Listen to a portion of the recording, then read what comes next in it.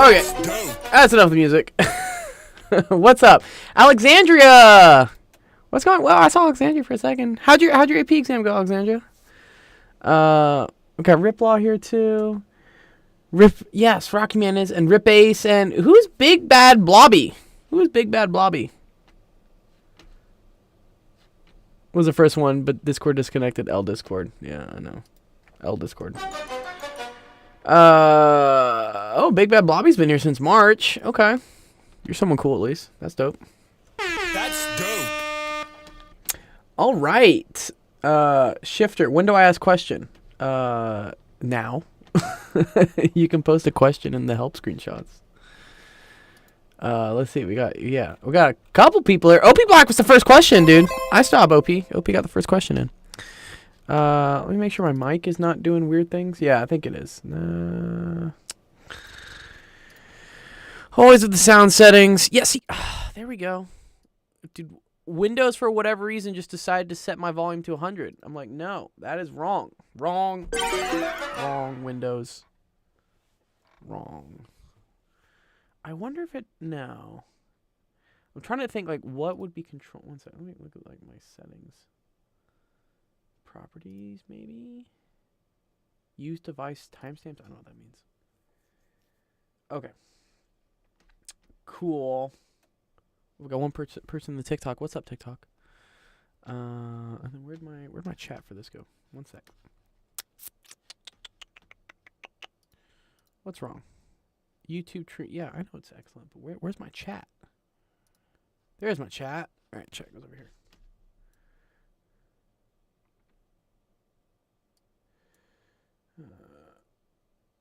I have so many monitors, it becomes kind of a pain sometimes to figure out where everything is. But I think I got it. Okay, and let's put that over there. All right.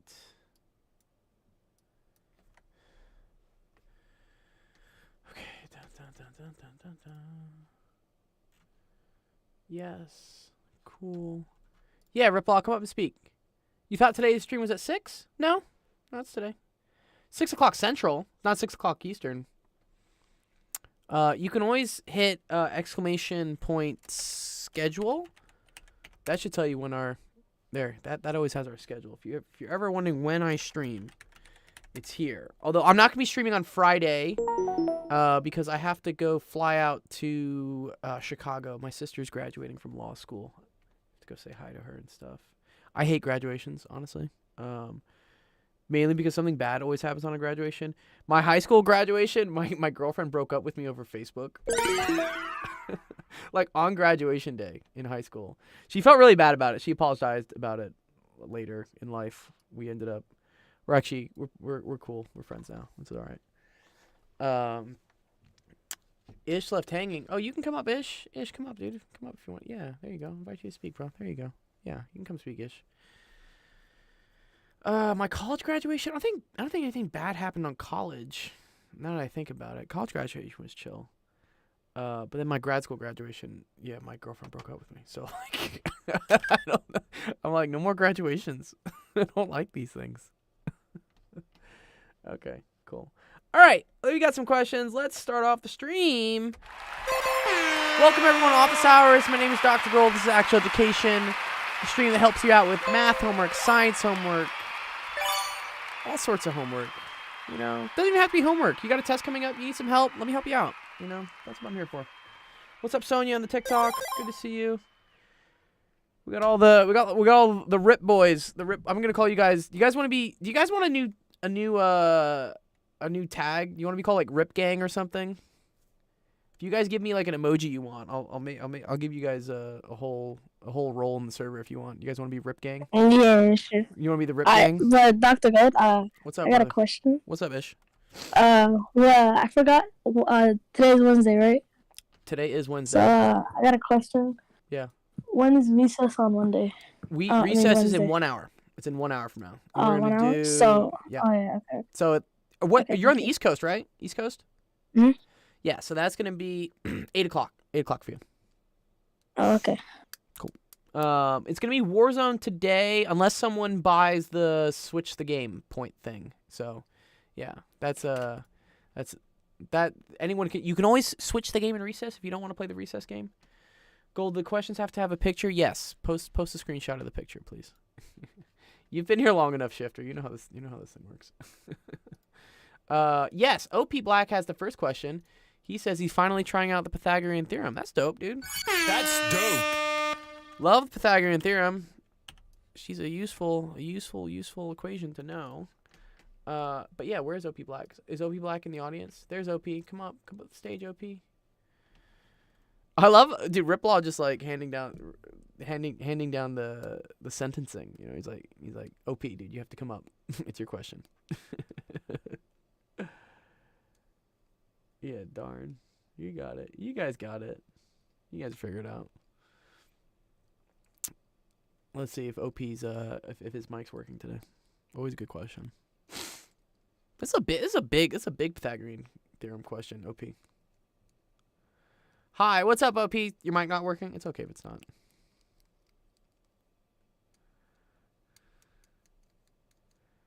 It's easier if your mic works because then I can talk to you. And you can respond. Typing is good too, but sometimes people are in like noisy environments. There he is. Oh God. No.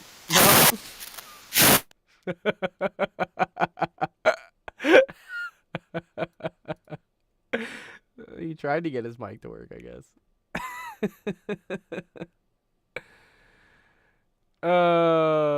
I know. Yeah, I need to basically just buy all you guys mics. They're not that expensive, honestly. Bro, I'm broken. Yeah, it's okay. Here, you can just type. You can just chat. You can chat. It's okay. It's okay, OP. You can just chat. All good. All right, let's see. What is the length of the missing leg? All right, cool. We got a triangle here. This is specifically a certain type of triangle. This is called a right triangle. Right triangle. The reason why we know I spent all my money on Robux. Yeah. Uh-oh. Yeah, we need to spend some money on a headset. The reason why this is called a right triangle, by the way, guys, is because it has a 90-degree angle. A 90-degree angle is always going to be kind of identified by this. If you see this means 90-degree angle. I was actually teaching someone yesterday, and they were talking about like vectors and cross products and whatnot, and they were doing this, and they were showing that, for instance, this line here was perpendicular to this line, but also perpendicular to this line. That's an example of something that has two 90-degree angles. Technically, there's actually four, but yeah, in 2 dimensions, we just got to deal with this one here on the triangle. So this means there is a right angle, which means it's a right triangle, which means you are allowed to use a lot of really cool things, such as the Pythagorean theorem, which says that a squared plus b squared is equal to c squared. And even more so, you're also allowed to use all the trig identities, which are cool. You'll get into these later. But for instance, like the sine of an angle is going to be equal to opposite over hypotenuse. Cosine of an angle is equal to the adjacent over the hypotenuse. And then the tangent of an angle is equal to the opposite over the adjacent. This is also called SOHCAHTOA. That's what they call it. But anytime you see right triangle, just know you can use this one, and you can also use any of these. So these are like more the angles, but we're not really dealing with angles right here. OP. All right, we're just dealing with sides. So we just need to use the Pythagorean theorem, right? Okay, OP. How do I do this one? How does one do this question? Need some more water.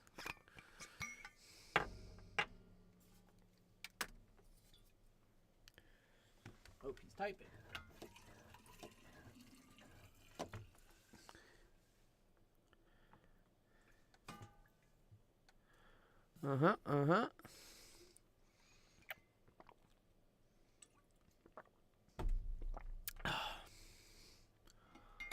Still typing. Since a squared plus b squared, good, is equal to c squared. You need to figure out what a and b is. They kind of cheat here. They tell you what b is. They say, oh, this one's b. It won't always be the case. But yeah, we're trying to find b squared because that's one of the sides. So what's a squared?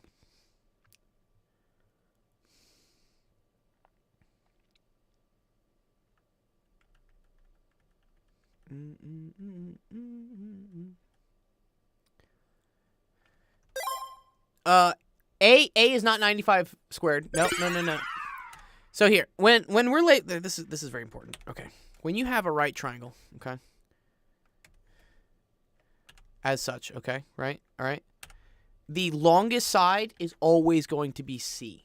In the whole A squared plus B squared is equal to C squared. Whatever side you have, OP, whatever side is opposite of the 90-degree angle, that one is always C.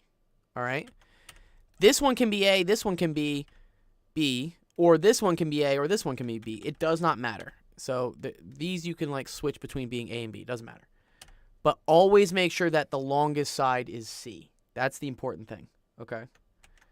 Rip says, I already know what the answer is. That's great, dude. I actually don't know the answer is because I can't. These are big numbers. I can't do these numbers in my head. Okay. So let's go back. So B squared, they already labeled it as being this, but yes, because this is not the longest side, this would be either A or B in our equation. But they labeled it as B, so I'm just going to call it B. All right.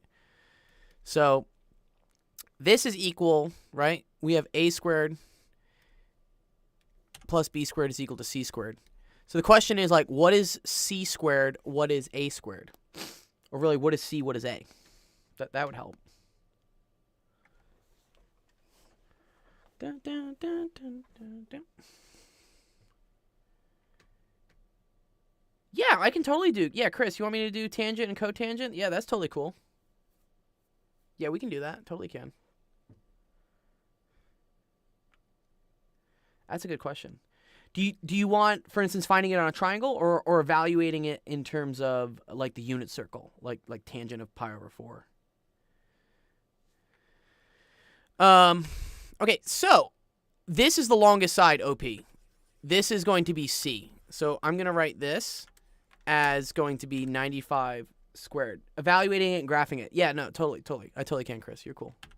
So yeah, 95 is C, so that's C squared. And then A is going to be this other side, which is 57. Okay? Good? Now we have an equation. All right? So now we just got to solving for B squared. So it helps to be able to do these. I can't do these in my head because 57 squared is big. Like, that's a massive number, dude. I don't want to do that. So anyways, yeah, let's pull the Where's my calculator? Where'd my calculator go? Calculator, come up.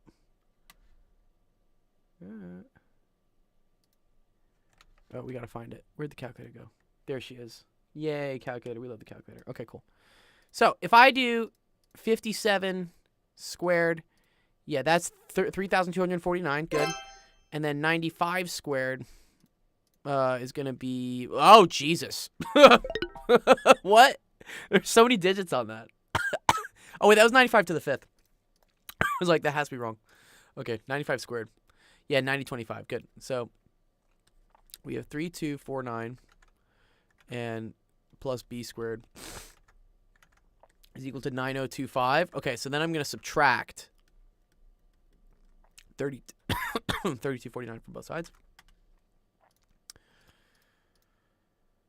And that's going to give me that b squared is equal to 5776. So b squared is equal to 5776. Okay. What's the last step here, OP? What's the last step that we do? What do we do? How do we get b?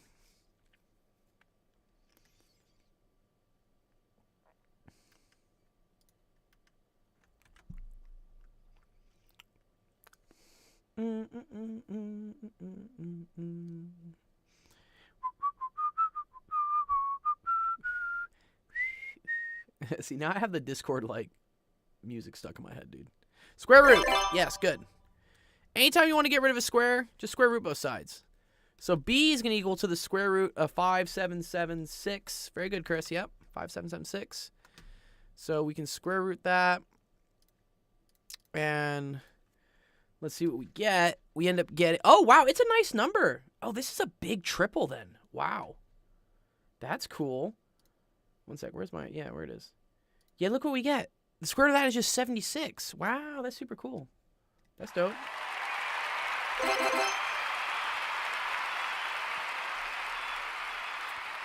Oh, man. Oh, that is weird. Let me think where that comes from. Okay, so this is 76 then. What's up, Ramton? How's it going? Good, man. Did you know this was a triple 57, 76, 95? Like what? What triple is this? 57, Is that a multiple of 76. something? Uh, is it multiple 17 or 19? 19. Well, because I know these, right? 3, 4, 5, 5, 12, 13. What's the other one? Yeah. Uh, I don't know. But there is a way that you can find all of these as well. But it's 57 what and 76? 57, If 76, it's not, 95. I guess if is 19 a multiple of these? I don't think so. I don't think. 19. Well, no. Then it's got to be something divided by 3. Like what? Right? What's 76 divided by 3? Right? Oh wait, 76 divided by 3. No, Oh, it's not divisible. it's not. It's just a massive one. It's just like, dude, this is like one No, of the but biggest Pythagorean triples I've seen. 76 divided by 19, is that 9 times 6? No, but that wouldn't work. 76 divided by 19. No, Oh, it's 4. actually, it's not divisible. Oh, it's It's 4. Oh, wait. No. No, this is a 3, 4, 5. Oh, it's just a then. 3, 4, 5 times 19. Okay. Oh, I thought it was something cooler. Okay. That's still cool though. There is a way to actually find these, because there is like a really long way of Yeah, going we did about a it. proof on this at one point. Someone had one of these, I remember. Or was it you Mhm. that showed me? Someone had a question similar to this one, I remember. Yeah, I did show something, but then the proof is like kind of like number theory-ish. I see.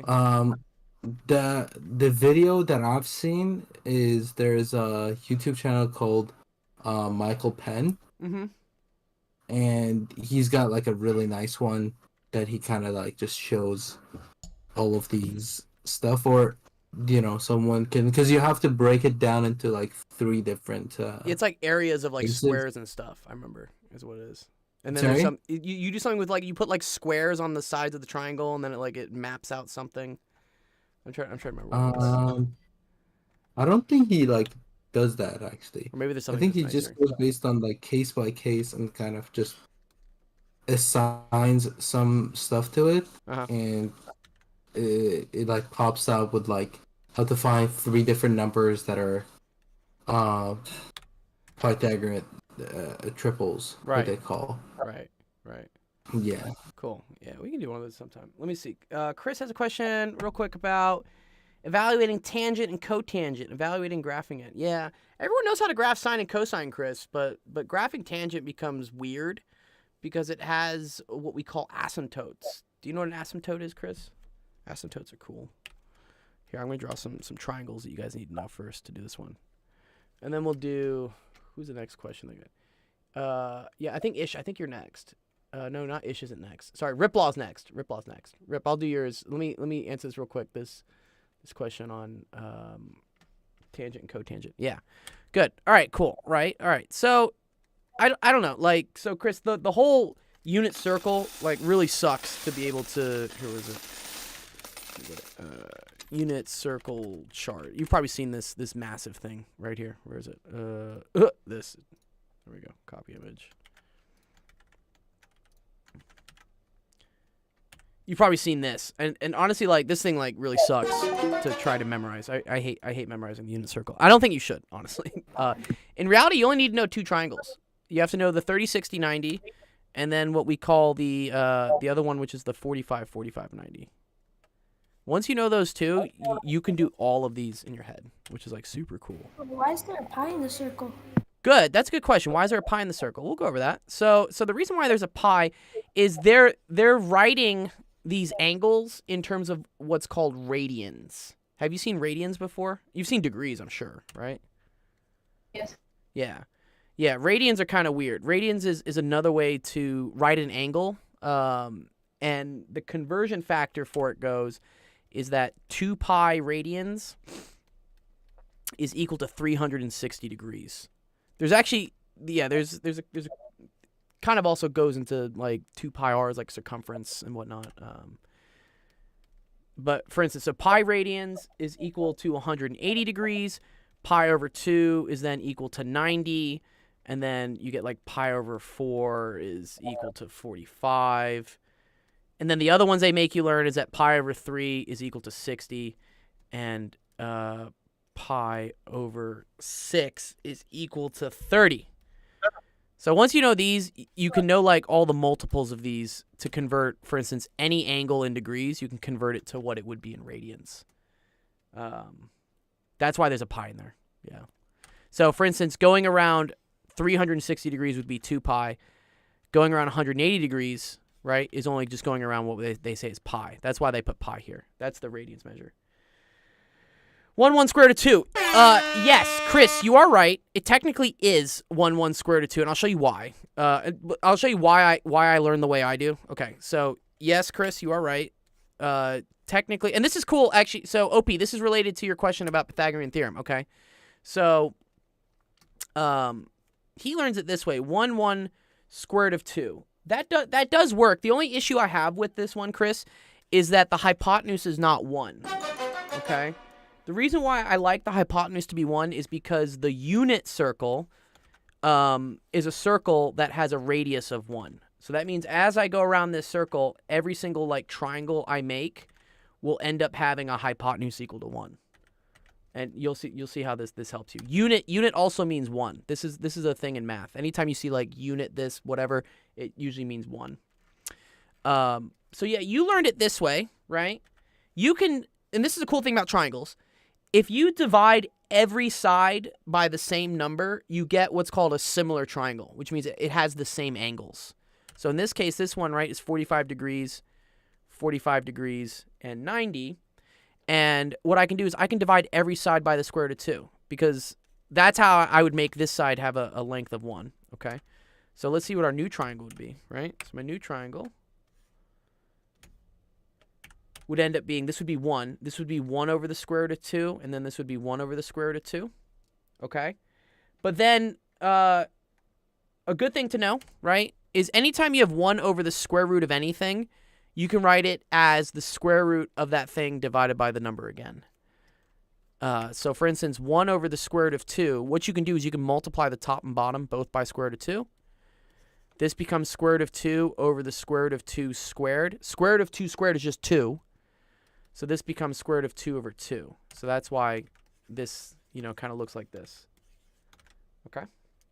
So instead of writing 1 over the square root of 2, I'm going to write this as square root of 2 over 2. Little math trick. Okay?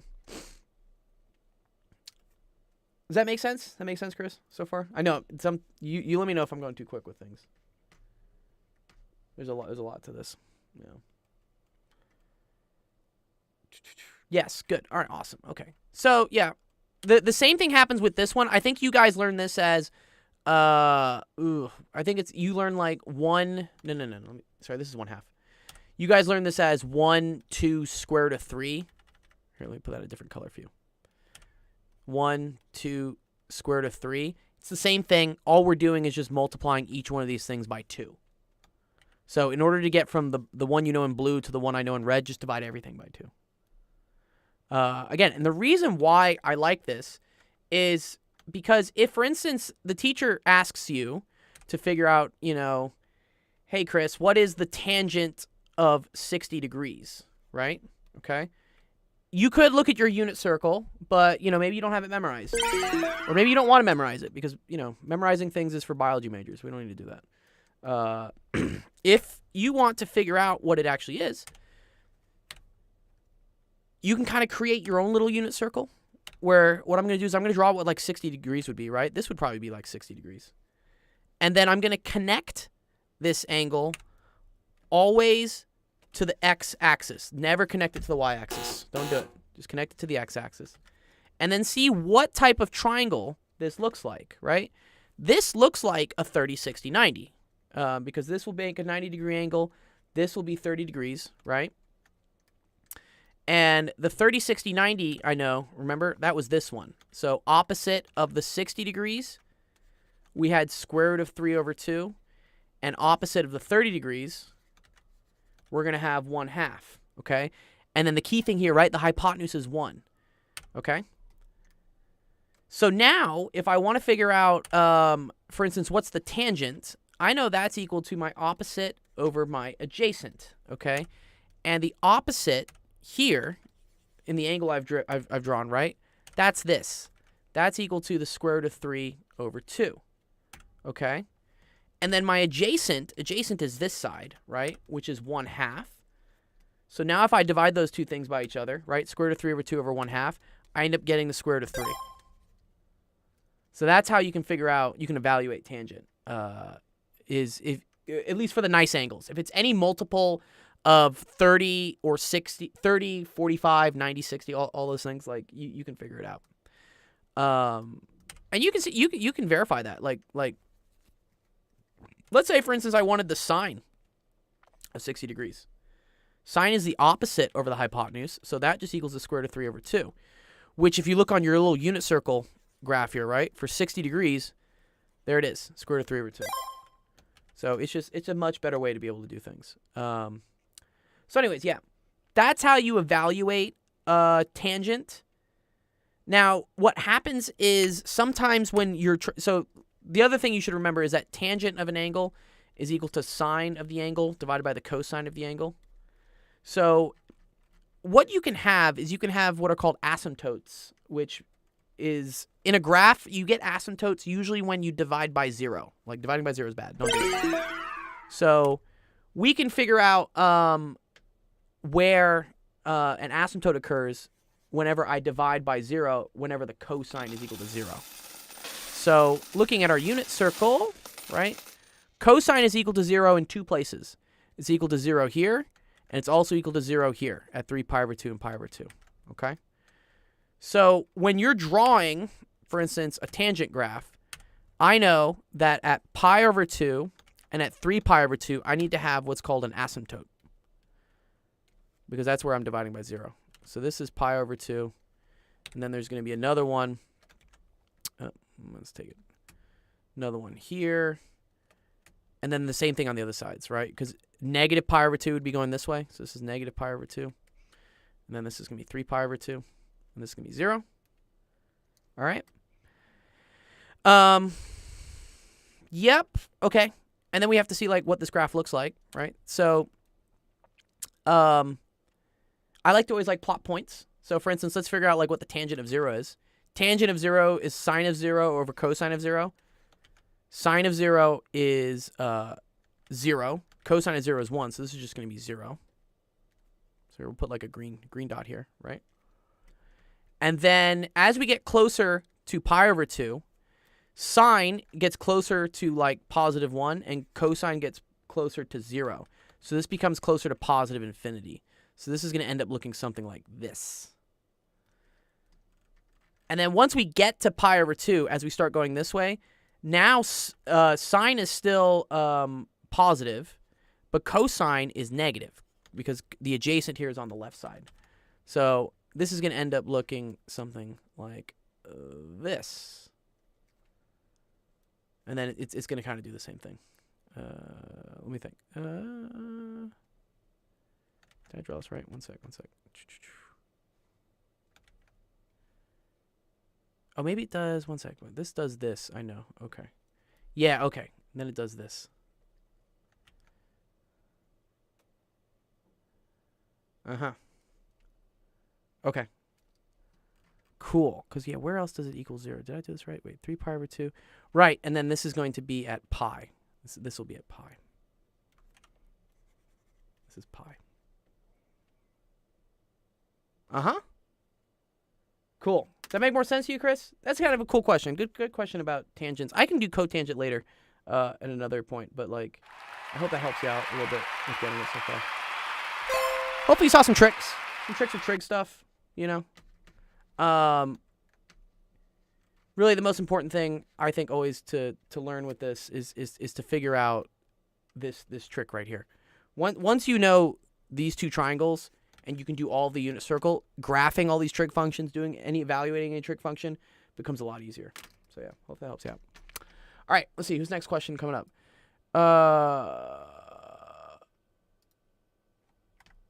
OP Black, yeah.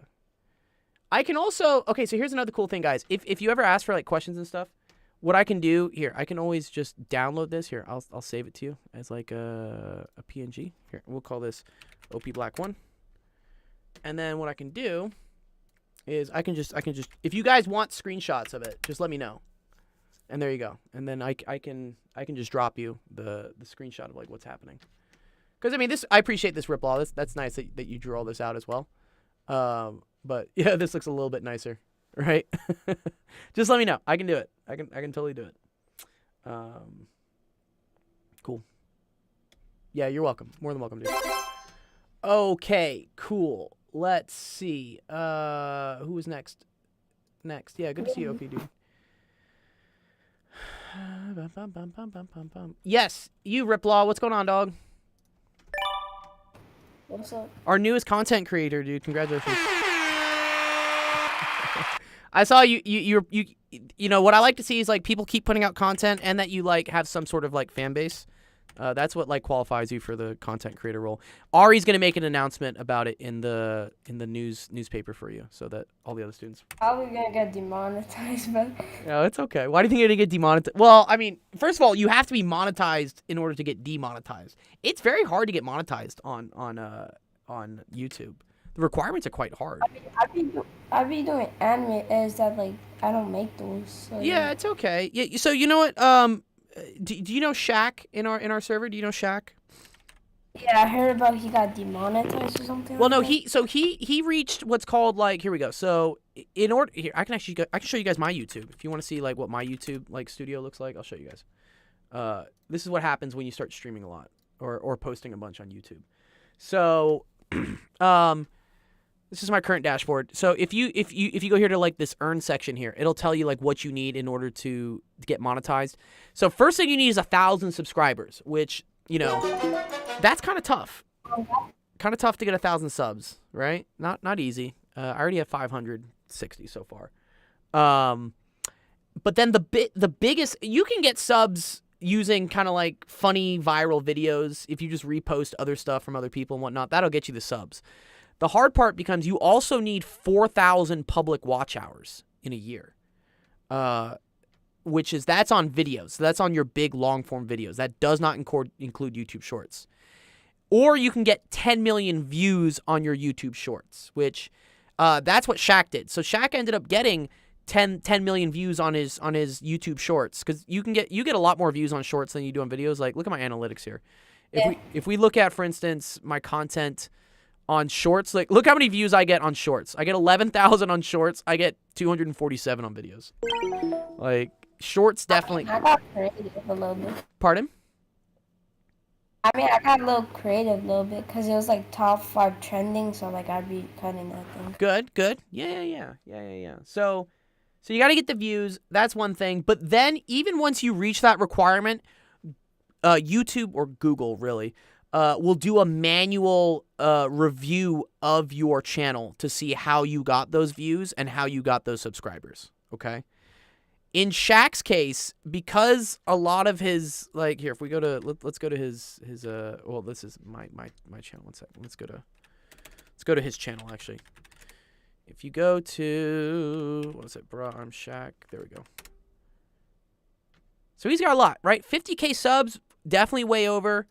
If you go to his videos, you know, he's got some with some good views. He had some with like a couple million and whatnot. But You know, video of deleting those. yeah, he deleted a lot of them. Okay, so what happened is, and he just, this is the reason why when Google did the manual review of his channel, he did not get the monetization like approval, is because this was what a lot of his videos were like, you know, this is trash. This is just clickbait stuff that doesn't really, you know, it's not content per se. It's a good way to growth hack in terms of like getting subscribers and whatnot. But what you really want to do is post content that's related to what you do. So, you know, him posting this stuff, for instance, him playing Fortnite, this is good. This is original content is what we say. This is good. This is stuff that is related to what his channel is about. Posting like, which pet are you going to buy with this emoji? Like, no. This is not related to what you do. This is a hack to try and get like subscribers and whatnot. So yeah, play around with it and whatnot. But the most important, don't monetization is tough. But the important thing is to post content that's related to what you do. If you're just doing anime like compilations and whatnot, that to me can still be creative, because you can be saying like, oh, I'm gonna rate like the top 5 fight scenes, and then you show every fight scene. That's still being creative, and that's still creating content. You are stitching together other people's content, but you're not just like blatantly like, this is blatantly posting somebody else's stuff. Like posting, I don't know who this guy is. DDG? Who's DDG Chain? Like, what? Is this a new rapper you guys listen to or something? DDG Chain? Bonjour, Habib. I don't know. I don't know. Exactly. Yeah. This is, you don't want to be just reposting people's stuff. Make OC, but the most important thing is to post. So, you guys figure it out. All right. Let's do your question, Rip. What's up? Okay, Stacy kept a tally of the number of emails she received each day for a week. Wow, she only got 3 emails on Wednesday? Dude, I wish I only got 3 emails on Wednesday. I get like 300. I get so many emails. What do you think I get more of, email or pings in Discord? Discord. Yeah, I definitely get more Discord pings. Everyone's like, Gold, did you see what I pinged? I'm like, bro, I got like hundreds of pings in Discord. But don't worry, I do get to them. I do get to them. But that's why people are sometimes like, oh, I didn't get the credit yet. I'm like, don't worry, I go through the channels. It just it takes time for me to go through them. Okay, here we go. Emails, yes. According to the graph, what was the rate of change between Tuesday and Wednesday? That's cool. Do you know what rate of change means? I'm not sure. Okay. Rate of change, okay, is what we call like the change in something over the change in time, in this case, usually. Usually that's what rate of change is going to be for you guys. Okay? That's what this triangle thing here, Rip, this is technically called a delta, which just means the change. Okay? I heard of Delta before. Heard of delta before? Yeah, it's a Greek thing. Yeah. So, if in this case I want the rate of change of emails, okay? So I want the change in emails all over the change in days, right? Because that's the time that we're changing. We're changing from Tuesday to Wednesday, right? Okay. Okay, so what was the change in emails from Tuesday to Wednesday? So for Tuesday it had like 1 mail, but on Thursday it had like 9 mails. Good. That's from Wednesday to Thursday. We want to go from Tuesday to Wednesday, though. Oh, I didn't know that. All good. So Tuesday 1 to 3. 1 to 3. Okay. So what was that change? How much did it change? 2. Good. The important thing is it's +2. Okay, because things can be plus or negative. You'll see. The other way to write this like delta here is you say this is equal to the emails final minus the emails initial. Okay. Okay. So it's like the final amount minus the starting amount, right? Ending minus starting. This is another way. Say like end minus start. Okay. So Stacy ended with 3 emails, but she started with 1. That's why this delta emails is +2. Okay? Okay. And then how many days were there between Tuesday and Wednesday? Oh, 1 day. 1 day. Good. So you're going to have change in emails, which is +2, divided by the number of days, which is 1. So this is 2 over 1, which is the same thing as 2. And then this is where like the units comes into play, because it was emails over days. The other way to write this is emails per day. Okay? So yeah, that's just going to be 2, which is good. Nice, good job. I want to do one little bonus one here. Little bonus, okay? What if I ask for the rate of change, let's say rate of change between Thursday and Saturday? How would you do this one? Um, Thursday I had 9 meals and then decreased to Mm-hmm. like 6, I Good. think. Yeah, Good. 6. Good. Um,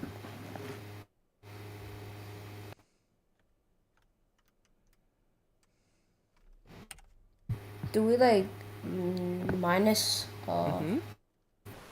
3? Minus 3? Net -3. Good. -3. Right. So the change in emails, that's -3. But that's not the rate of change, right? Because what do we have to divide by?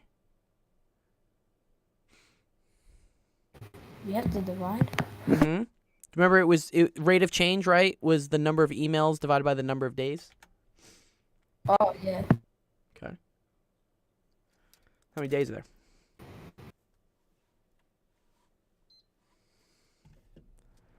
2. 2.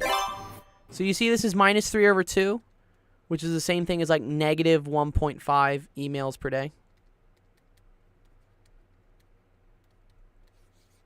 Yes. Yeah. Cool. All right. Nice. Good job, dude. Yeah, it's actually cool. That's another thing where like this is actually also describing what the slope is going from here to here, which I talked about this yesterday. This is called the secant line. You guys will get to that later. It's the line that connects like one point to another point directly. Like technically, in order to get from here to here, we had to go down first and then go up. But if I went just straight from here to here, that would be the secant line. It's kind of like the as the crow flies, what they say. Good stuff to know. All right, awesome. Let's see who's next up. Who is next up? We're cranking through them today. Oh, find the basis for the kernel? What is this? What? Oh, man. Ramton, you want to take this one, dude? You want to take this one, Ramton? I have no fucking... I need you to do it. No, dude, I have no clue what the kernel of a matrix is. Numbers are. I know. Here, Ramton, you can do it with easier numbers. Pick easier numbers. He always picks Yeah, like some so- ridiculous stuff where I'm like, I don't even know what the hell this is. Yeah, so I think the kernel is just defined as, or what we also call null space. Oh, okay. Null So- space. It's just all of the vectors, that multiplied by this matrix will Uh-huh. give us the 0, 0, 0 matrix. Like Or, sorry, the like a 0, full 0, zero? 0 vector. Yeah, Okay. yeah. So So everything that multiplies to this matrix, every vector, uh-huh. and then it gives us the result being 0, 0, 0. Okay. Then that makes it an element of the null space, or it's just all of those vectors that will then give us what we call the kernel. Okay. So if I do like vector A, you're saying times A is a matrix, right? Matrix A, right? Yeah. Times some matrix A. vector V, just some straight V, vector V. yeah. That'll give me 0. Yeah, the zero vector, I guess. So the V is defined as an element of the null space, and then the kernel essentially is just a. So then still, each so this will give me a bunch of, I'll have like a V1, V2, V3 and whatnot, right? yeah, there's gonna be like a families of those because of how this is defined essentially. Uh-huh. So we're just gonna get like a bunch of families of these, and then each of those will essentially just multiply. Anything that is a linear combination of any of those Yes. will give us 0. So I guess what the easiest way of doing that is first, like, let's do the Gaussian reduction on this matrix, and then once you do that, then you can pretty much What's a Gaussian reduction? Is that the RREF thing we talk about? RREF form. Yo, Okay. what would do that? Yeah, so that let's or actually, I don't know if who's asking this question? Teacup. Teacup's asking. I You. had no Teacup, idea. yeah, obviously. Yeah, Obviously. so Teacup, could this find the Gauss or find the RREF of this, or there's like a Gaussian reduction, because gotcha. at that point that process is just That one's finding mechanical. RRE. Yeah, that one's like super Yeah. mechanical. So if you can find that, then I can give you exactly the kernel of this. Okay. So put that. You can just Google like a Gaussian reduction calculator, Let's see if we got one. and Yeah. then Can't do it step by step. Gaussian reduction calculator. Let's see. yeah, Gaussian Jordan matrix calculator. Jordan Okay, matrix, cool. Perfect. And this is what? This is a 1, 2, 3, 4, 5. This is a 6 by 3. Is that what this is? 6 by 3. Let's see. Oh, dude, I always get my rows and columns mixed up, dude. It's 3 by 6. Ugh. I I swear. have my final tomorrow. In what? In math? Not in this. Civics. In what? Civics? Civics. Oh, you're fine, dog. What? Civics, bro? I might get like a perfect. I want to know what happened to Noyce on his physics exam. I was up with him at like 3 in the morning or something. He was going through it, dude. And I was trying to give him a pep talk. And he was like, "No, it's going bad." I'm like, "Stop it, Noyce. You were so smart." You're never gonna do this when I have to take my math final. Yeah, I will. Dude. I'm there for you guys. And then apparently he drank half a bottle of rum, and I was like, "Oh no." Oh. As his like coping mechanism. I'm like, "No, dude, don't go to the alcohol." I love alcohol. Oh man, he's a funny guy, dude. I want to get Noyce like stateside or something, or go to England and just like have a pint with him or something. I feel like he'd be hilarious. All right, let's see if we can get a Gaussian reduction of this. 185. This is like lifting weights at the gym, dude. Lifting some matrix weights today. I'm gonna lift some weights today though. After this, after recess, I'll go to the gym. Minus 48, minus 350, mine. All right, let's see. Solve. Oh God, oh God, it hurts. Vote yes on B and C. What is B and C? Beverly Hills has rallied support. I don't know what this is. Is it finding it? I think it might have just found the solution set. It says X3, Yeah. X4, and X5 are free. Yeah, essentially this just gave us the null space because of how this is defined. So yeah, essentially this is gonna So Right. the final Gaussian reduction should be the Here, let me pull it the in. last, or there should be more to this because there is no leading one in the second. Here, let me paste this in. A little. Wait, can I copy this image, please? Let's see. I mean, maybe I typed something in wrong, but I think But it's that good. I'm pretty sure that just found straight up the It just found the null space. Well, this is Rover Dude. This is RREF, no? Yeah.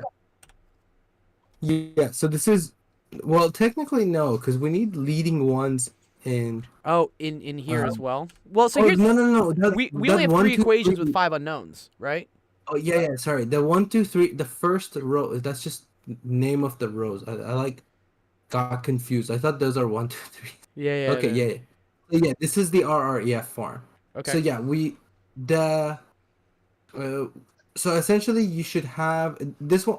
It assumes the last one B to be what this is equal to, but technically it should have been, I guess, if we wanted to straight up just give us the what's it called? Straight up give us the null space.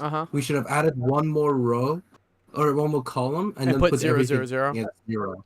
Yeah. I wonder. So I can't with do this it. one, it's gonna be Yeah, it's gonna be a little different. But let me just plug in my thing so You're I can good. You're good. write on the page as well.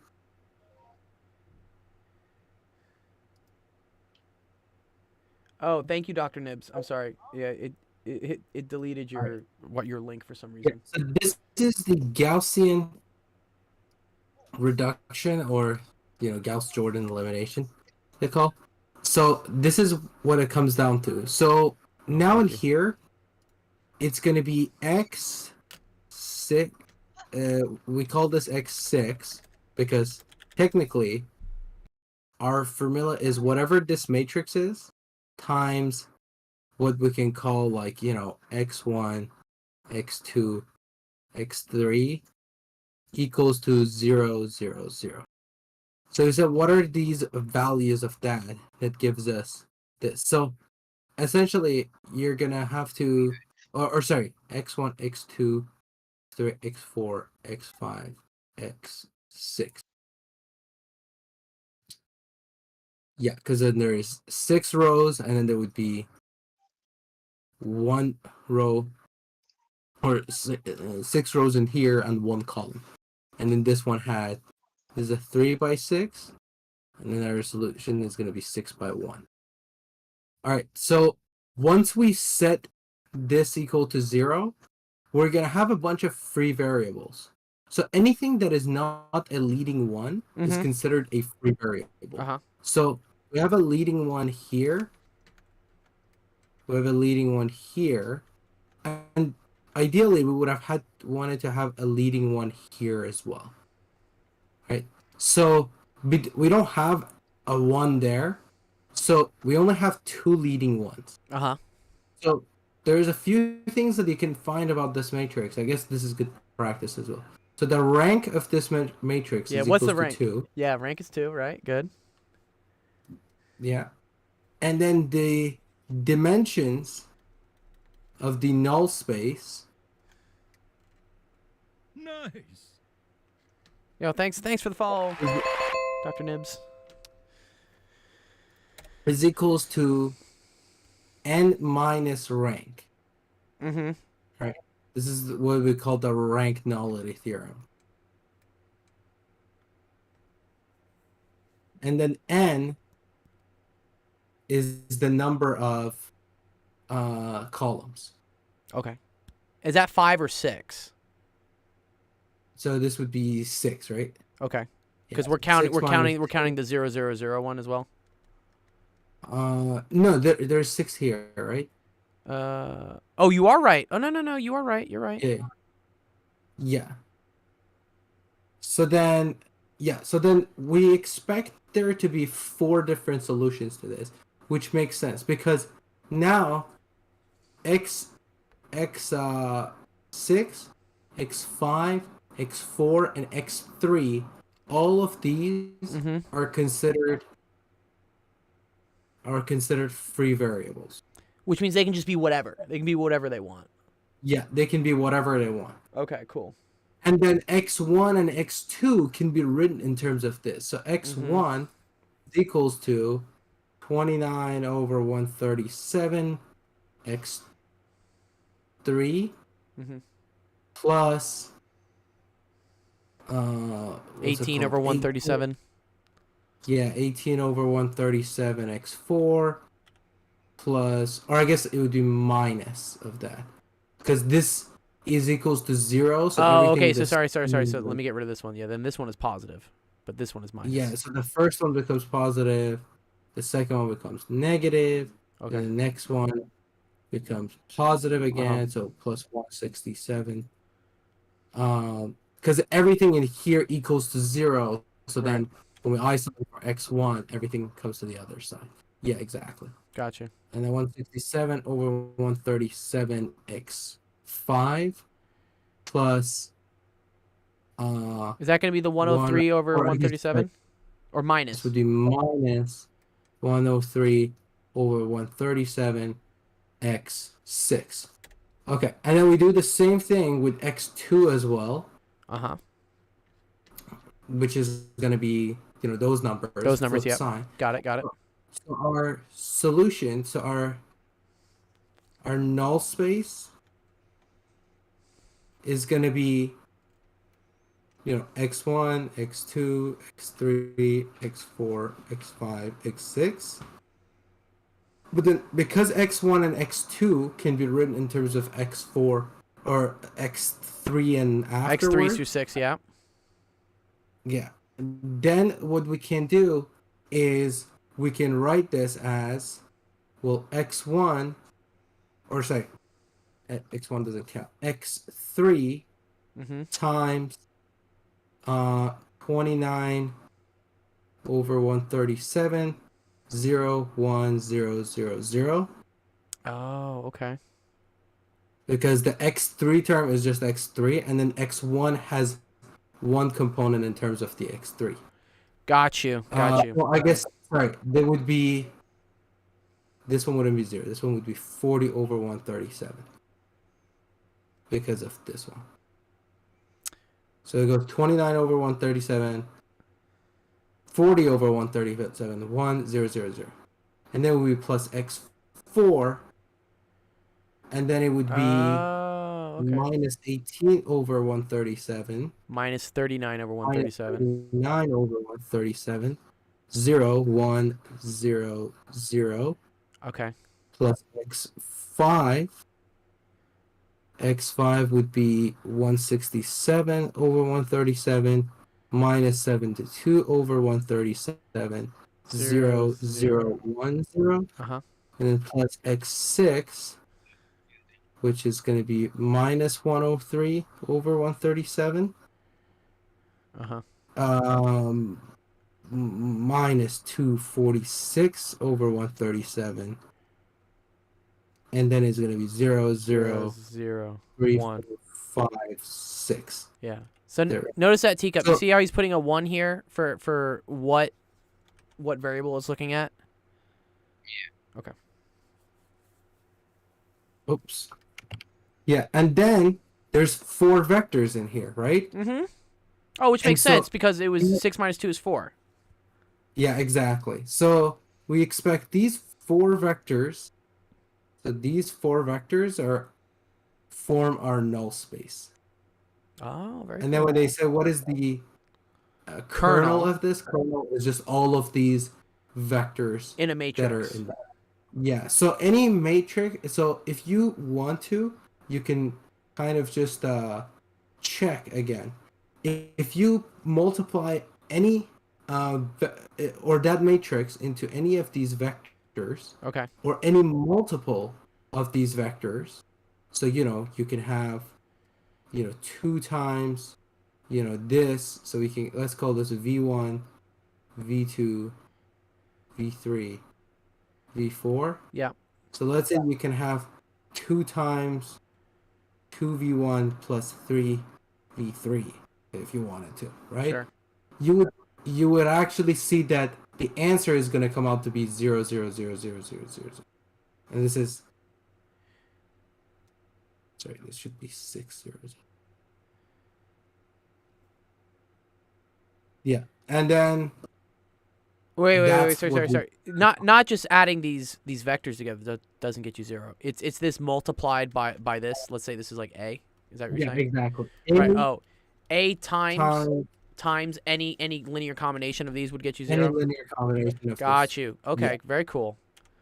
Yeah. Ah. Now if I 'Cause put each if I put these in, individually gives you 0. yeah, each one can be 0. Yeah. So you're basically just distributing at that point. You're doing that Yeah, times that exactly. 0, that times that 0. Yeah. To Okay. prove- Yeah, and then to say why that's true, it's also easy. You just say, oh, A times any linear combination Uh-huh. is just like n times AV1 plus n2 times AV2, and then each Yeah. of these is 0. So it's going to become obvious that. And so any that's why linear if I built a matrix that just had the V's in the columns, like V1, V2, V3, V4, and I multiply these two matrices together, I would also just get 0. Yeah, exactly. You would get a That's super 3 cool. by 4 0 matrix. That's super cool. And that matrix can also be any multiples of these. So each Yes. column can be scaled. Yeah, we could have like 5 then- this, 3 this, 2 this, or like 1 this or something. Yeah. Oh, fuck, that's dope. See, bro, I wish I was taught this in my linear algebra class. I wish I had like this much of an understanding of it, kind of more of a like what the null space is. This is cool. Or dude, the word basis just like freaked me out even through grad school. Even in like quantum mechanics, whenever I heard like find the basis, I was like, no. I was like, I can't do it. Oh man. But basis is just it's all just a coordinate system. That's all it is. Yeah, I actually went back and restudied everything like in my math and physics courses. I'm still in the process of going through some stuff, but I go back and restudy some stuff, and I realize actually a lot of this stuff have been brushed over like very briefly in Yeah. undergrad because like there's not enough time, Yeah. and so you know it's kind of cool to go back and be like, oh, there are some gems in here that Yeah, we there like are. talked about like one section. Yeah. This is cool, man. Yeah, because now like I kind of understand more, and maybe Teacup, this will help you out too. Like the basis for like Cartesian space would just be this, right? If this was like X, Y, and Z, right? Because it's like Yeah. this. It's described. Wait, are those zeros or sixes? Sorry, zero. They Oh, do okay. look. There you go. There you go. My bad. Okay. There you go. Because a Yeah. few of them definitely were Yeah, sixes. there you go. There you go. Okay. They're all because you can describe anything in like 3-dimensional space, right? In terms of X, which is the 1, 0, 0, whatever. Y is 0, 1, 0, and then Z, right? 0, 0, 1. But this is just like super dimensional 4D space, but also with 6 things. Oh man, it's a lot. I start seeing how like theoretical physics starts talking about like more than 3 dimensions. Yeah. That's kind of cool. Teacup, does this make any sense to you? You getting a little bit of this, getting some of it. I know it's a lot for a lot for an 8th grade kid to go through, but yeah, kind of. Well, I appreciate it. I'm learning a lot, dude. Thank you, Ramton. Dude, like that's dope. Teacup is in 8th grade? What's up? Did you just say Teacup is in 8th grade? Yeah, he's in 8th grade. I think he is, or 7th. Wait, 7th or 8th. actually? I think. Yeah. Oh, he's in 7th grade. My bad. No, You're in 7th grade. I'm in 8th grade. Oh, he's in 8th grade. He's Dude, in when did you hit puberty? The way your voice is, I thought you were like grade 11. What the hell? Yeah. I Dude, I still haven't hit puberty. I still have the highest pitched voice ever, dude. Man, I know, man, dude. It's got to be something in. They put something in the milk, man, dude. They put something. There's fluoride in the water. I drink tea. Yeah. Or he says I drink tea. He drinks a lot of tea. Yeah, I guess that works too. Yeah. Yeah, no, it's super dope. This is why. Yeah, cool questions, Teacup. I appreciate it. I learned. Hopefully, some other people learned. Man, that was cool. All right, Bob, come up the stage. Let's get some calculus. My favorite. 7 hours of calculus lectures you said you were going through. That's dope. Nope. Here, let's get him up. Get him up. Where's my stage? Where's my stage? Get him up to the stage. Get him up. There we go. Invite. What's going on, Bob? Yo, How's the 7 hours of lectures? Like what? I'm not gonna watch of it. No, you shouldn't, dude. Don't do that. Just do the practice questions. If you need help, maybe go through the lecture that he goes over. But you don't need 7 hours. That's ridiculous. All right, cool. High voltage power line is a what? A cat. The fuck is a catenary? So this is actually like, What? I guess it's not gonna. It has nothing to do with the question. Okay. But I guess we can do the question, and then I can tell some cool stuff about catenary. Yeah, I would love. Like, yeah. Oh, find the ratio of the area under the catenary to its arc length. What do you notice? Okay. Well, I'm just gonna treat this as a function. I don't know what a catenary is, but Ramton will explain to us afterwards. How do you figure out the area underneath something, Bob? How do I figure that out? Integral. Integral. Good. Right. Okay. So that's gonna be integral of 10 cosh x over 10 dx. Okay. And then arc length. What do we learn about arc length? There's an equation for arc length, right? I think it's 1 plus it's the square root of 1 plus y prime squared dx. I think this is arc length. Do you remember seeing this? Yeah. I'm right, Ramton? Okay, cool. Yeah, exactly. yeah. It actually comes from a cool place where it's just Pythagoras theorem, essentially. It is. Yeah. It's just like when you have a curve, let's say you have a curve like this, Mm-hmm. you can zoom in on like this part, let's say infinitely small, right? And that part, if you zoom close enough, it's gonna look like a straight line. And then you say, that straight line is what we call like ds, Yep. which is the arc length. Right. And then this is going to be dy, and this is going to be dx. Good. So Yep. then dx squared plus dy squared equals to ds squared. Mm-hmm. So then ds squared is just the square root of this. Right. But then you can divide, Oh, by or sorry, dx. ds is just the square root. And then you can just divide by a dx inside. Mm-hmm. Wait, sorry. I want to make sure. Oops. Oh, no, erasing. Okay, there we go. And then you can divide by dx, so you get 1 plus dy dx squared Square root. dx. Yeah, that's where it comes from. Yeah, Mm. very cool. Very cool. And then you add up all of these. You add up all these little Yeah. DSs. So all these little triangles you end up adding up. Bob, do you see that? hmm Cool. All right, good. All right. So, yeah, that's where it comes from. So if you just need to do the derivative of cosh, which I think the derivative of cosh is sinh. Yeah. Is that right? Okay. So this is going to be 1 plus, and then this is a chain rule. So this is going to be 10 over 10. So it's just going to be sinh of x over 10 squared. Okay? Mhm.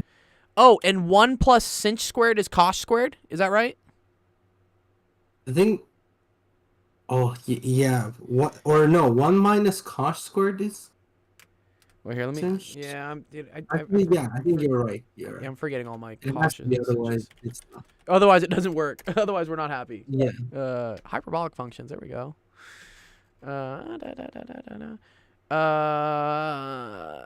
Oh man. Okay. Blah blah blah. Yeah. Cosh squared. No. Cosh squared minus sinh squared is 1. Ew. Man. Yeah. Wait, no. So that's right then. You just rearrange. Oh yeah. You're right. Cosh squared minus sin squared is 1. Yeah. So 1 So that 1. plus sin squared is cosh squared, right? Yeah. Okay. Good. Yeah. So this becomes cosh squared. Okay. Of x over 10. Oh, okay. Very cool. And right, the square root of squared, right? This goes away. Okay. hmm So the area is 10 times the arc length, I believe. Oh yeah, that's You it. see that? Yeah. Okay. Yeah. Cool.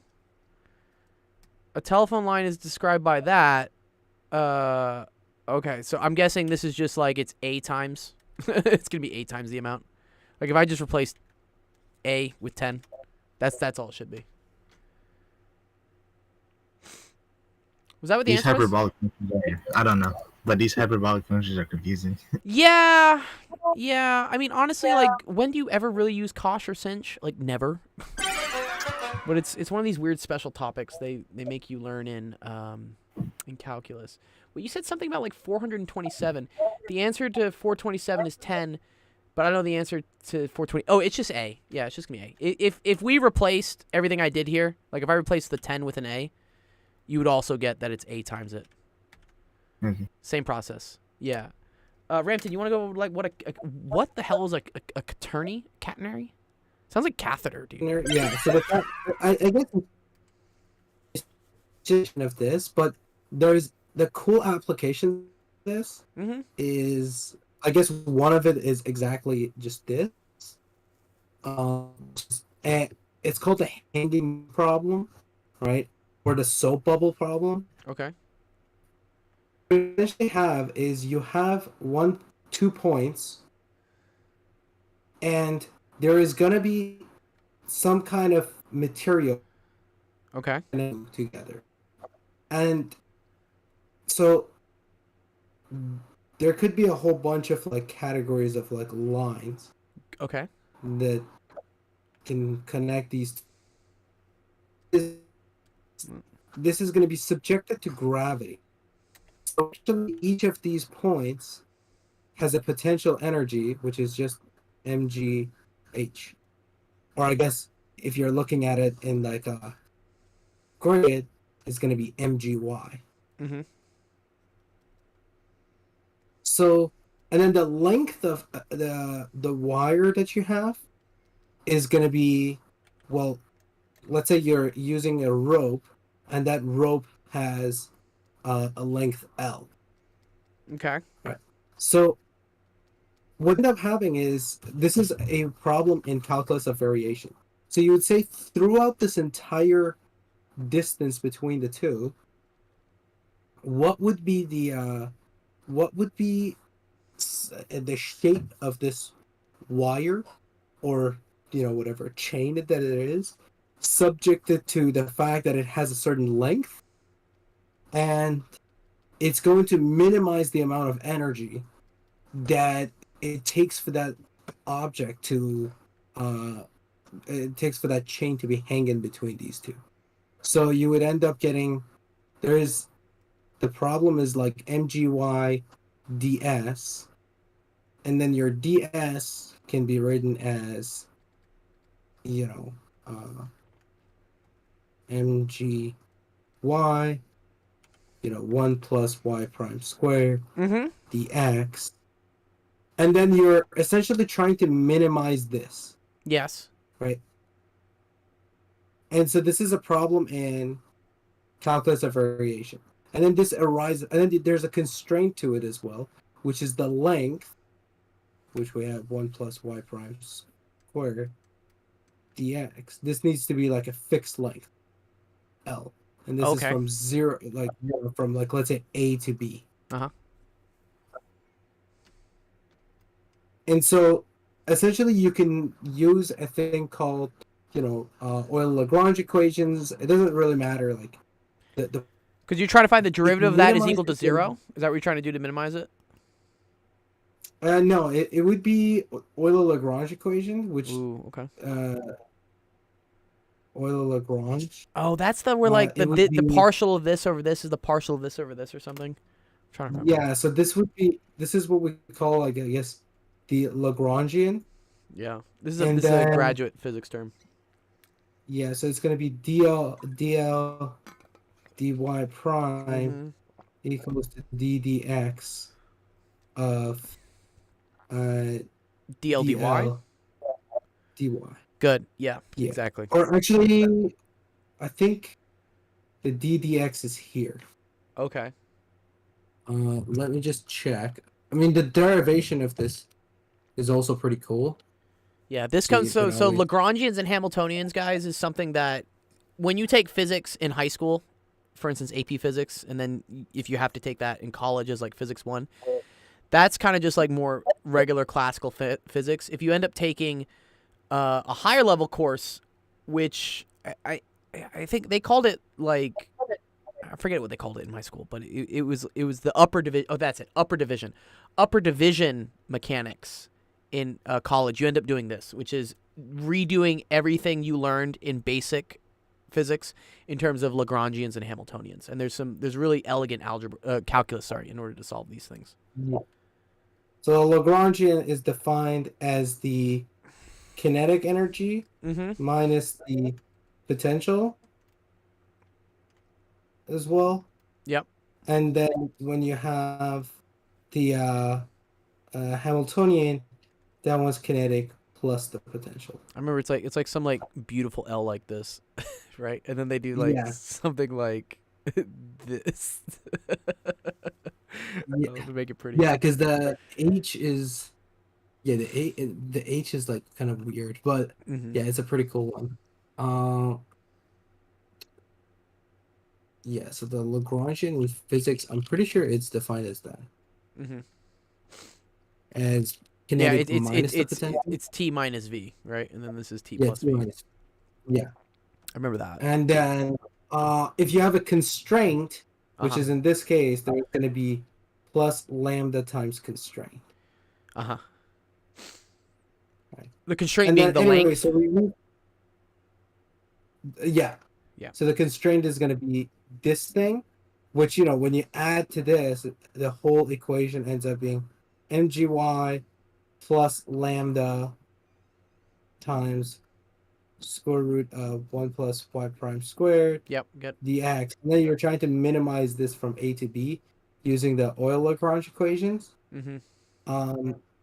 And then this is going to give you like a second order differential equation and then you solve for that, and then you get your y prime to be this. So this is a hanging chain. So like, actually, when you do this, you realize why nature works the way it does. So if you have 2 points, and you want to figure out what is the shape of that, if you were to attach a chain to these 2 points, Uh-huh. the shape of that chain, what it would be, is gonna be the cosh. It's gonna look like this. I see. This is like a cosh A function. cosh. Yeah, it's gonna be a cosh function. It Oh, looks okay. like a parabola, but it's actually like a cosh, so it's gonna be different. Okay. And then this is the two-dimensional version of it, where it's like you're looking at a chain from side. But then if you have like two circles that are like this, let's say, this is gonna create a soap bubble will form into this. So if you actually Oh. look at soap bubbles, Yeah. when you have like, if you have between two things, when you extend like the two rings, Yes. you realize their shape kind of starts to kind of Look like thin a out cosh. towards the middle. Yeah, and then that shape is a cosh. So this is called like minimal surfaces problem. And so like this is like an area of study in like PhD or Oh, like this is even cool. minimal surfaces. Oh, I see. Right. So actually, this is one which is kind of cool because the nature already always minimizes Yes. energy. Uh-huh. So a lot of the times, if they have like weird shapes and weird constraints, if you want to figure out you did the problem right, all you have to do is make a 3D version of it, dip a soap bubble in it. Like if you have something like this, Just go get a soap bubble. yeah. So you just get like water and soap, and you see like PhD student being like looking at this very, intensely because nature minimizes stuff. Oh, And so wow. this is actually a very deep result because it's like it came from a thing called the Noether theorem, Noithers. Yeah, yeah, which yeah. Yeah, yeah, it's not talked about enough. This is probably one of the most important yeah. I'm just gonna picture theorems this. in physics. Noether theorem says essentially when you have, yeah, there you go. Yeah, a little picture of a soap So bubble. this Here you go. looks like this is a cosh right here. Yeah. And then, yeah, Noether's theorem says like when you have symmetries in physics, which again, to find those symmetries, you essentially go through Noether's theorem to like figure out what's considered a symmetry. But when you have symmetries, you will have conserved quantities. So this becomes super important in physics because when you have we have a thing called a time symmetry. So like if you're looking at a phenomenon going like if you have like a tape and it was like playing as the time was passing by in the future, and then if you were passing by in the in the backwards direction of time, so it's going towards the past, you wouldn't be able to tell the difference, right? Because something going right into the future is the same thing as it's going like left into the past, right? Okay. So you don't know exactly, you don't know, you can't tell the difference between the two phenomena because you wouldn't be able to tell which way the time is passing by. Uh-huh. And so because of that, you would have a thing called the time symmetry. And so the time symmetry gives rise to the conservation of energy, which is super important for physics. So Noether's theorem mathematically proves that we have energy conservation in nature. Oh, that's So wicked. yeah, What? and then when you have a position symmetry, which we call parity in physics, when if you have a mirror image of something, you wouldn't be able to tell which one is the original, which one is the mirror. Uh-huh. Then that gives us momentum, conservation of momentum, Gotcha. which are the two most important things. And then and then when you realize when time symmetry breaks, like near black holes and everything like that, conservation of energy breaks. So And then everything is messed up, dude. The world is just gone, as we know it. Yeah. Divided by zero. That's super cool. Yeah. So like, yeah, Bob. I know you're probably like, why do I care about Kosh? Apparently, this is why, and that's cool. It's that natural phenomena in the world can be explained by these elegant, beautiful mathematical functions such as Kosh and whatnot, with all these very cool structures to it. That's super dope. Wow. This is again. I'm gonna go back and show this picture because like everyone always people ask, oh, why is math is king? It's just like, yeah, because at the end of the day, everything is math. Everything is math. Even all these things in physics, conservation of momentum, soap bubbles, and all this stuff can be described by math and proven by math. That is so dope. Wow. I'm gonna give it a little. That's dope. I don't know. That was very cool. That was very cool, Ramton. I like that. All right, nice. Okay, let's see. What other questions we got? I got like 3 more I got to run through. Wow, we got a lot. Let's run through them. Yes, Mojito, you can ask a question. Post a screenshot. Yeah, sir. Sometimes I feel like I talk a lot, but No, you're I good. feel like it's kind of useful to know like all of these stuff. Like, you're not gonna see Kosh anytime soon, so it does seem like it's a little bit over people's heads. But at the same time, like, there become really important applications of Kosh that comes into. I mean, it comes because it's minimal surfaces and energies and all this stuff. It comes handy into like video games and all that stuff too. Oh like, yeah, people yeah. design stuff. So there's a lot of applications to it in different areas. It's good for people to get like kind of again, a lot of it may go over their heads and whatnot, but they still get the introduction to it. And that's the whole point. I'm trying to like show there is relevance to why you guys learn this stuff. The real world depends on it. All right, let's see. Ishi, you still here, dude? Where's Ish? Ishi, let's see if Ishi's here. I'm gonna tag Ishi. And then, or wait, did I answer one? Oh no, I answered Riplaw's question. Okay, if Riplaw's not here, then I have Shifter. Let's see if Shifter's here. Post Shifters as well. Oh man. Okay. Shifter, what's up, Shifter? Are you here? Shifter says yes. Hi. What's up, Shifter? Okay, cool. You want to hop in the Discord so I can at least like talk to you without like? Oh, Ishi's here too. Oh, okay. Here, Ishi, let me do your question first. Ishi, come to the stage. Come to the stage. Let's do your question. This is a good one. I like this.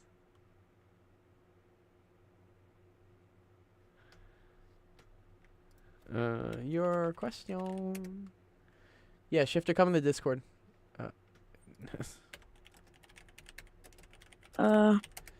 What's up, Ish? Okay, cool. What's up? This looks like a quadratic equation. Yeah, you gotta like solve or something. Yeah, another Okay. one. Do you know how to solve this one? No, not really. Not really. Okay, cool. That's all right. A couple ways to solve this. We can do one of them. Do you know how to use the quadratic equation? I kind of forgot. Kind of forgot. That's okay. All right. Okay. The quadratic equation is x. All right, here, one sec. X is equal to negative b plus or minus the square root of b squared minus 4ac all over 2a. Okay. Oh, yeah. Okay. Yeah. Good. Okay. All right. So what's a? What's b? What's c here? What's a and b and c? The variables. The variables, good. Yeah. But then, like, where are they in this equation here?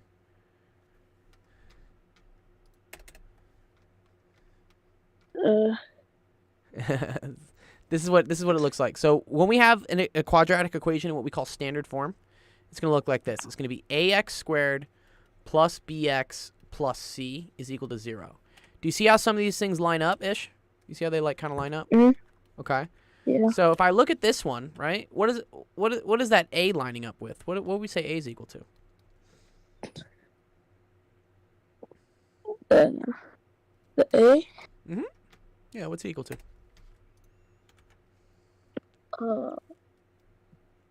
Is it What's in front of the x squared here? 6? 6. Yeah, no, you're right. 6. It's 6, dude. Okay. What about in front of the x? That's what b is. You see how b is in front of the x? What's in front of the x here? Wait, what's in front of it?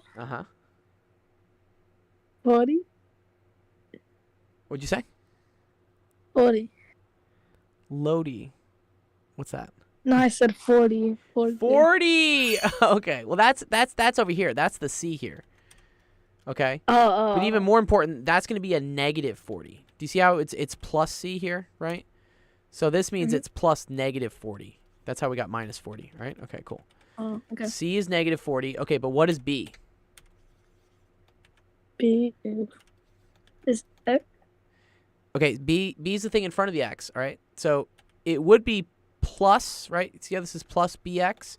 But this is minus X. So there must be something in front of this X causing it to be a minus X. What would that be? Negative. Negative 1. Okay?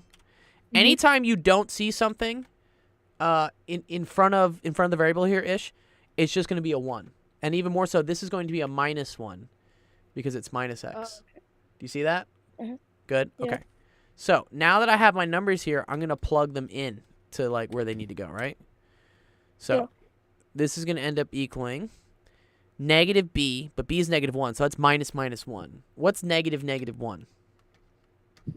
Negative 1. Mm-hmm. How could I simplify that? How would I write negative negative 1?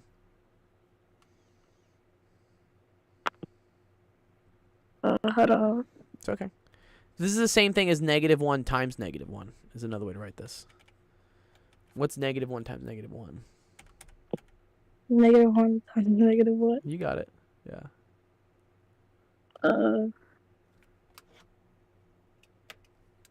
Wait, you said negative 1 Times what? negative 1 times negative 1. 1.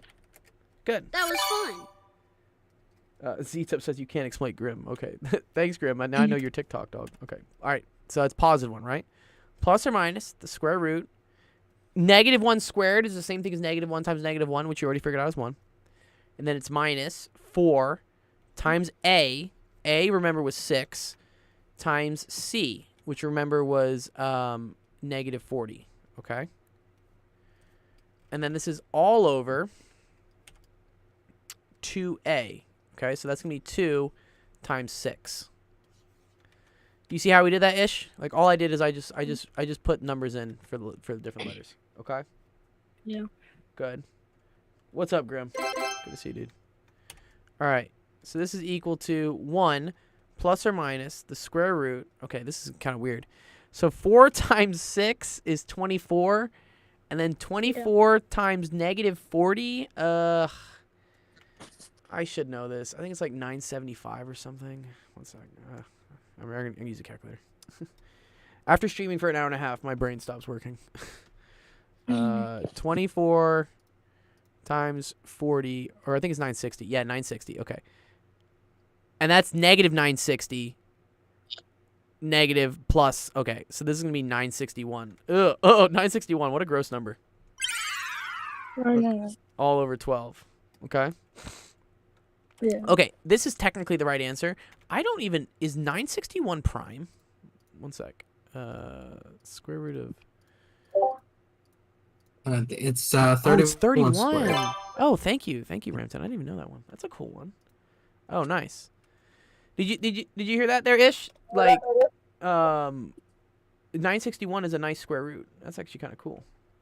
I learned something new. Yeah. 30 squared I know is equal to 900. I guess I should have seen that. Yeah, that's what I do. I usually just like know 30 squared, and then I do 31 squared. Uh-huh. And then if it's like bigger, then I'm like, okay, I missed it. If it's smaller, then I do the next one. Yeah, I mean that's kind of like how computers like figure out. Yeah, because this is like 31 times 30, right? Must be 930, right? Yeah. And then I'm putting another, so then 31. another 31. Oh, that's cool. Is 961. Okay, cool. That's pretty cool. It's a good technique. All right, so this is 1 plus or minus 31 over 12. Do you know what this plus minus means, Ish?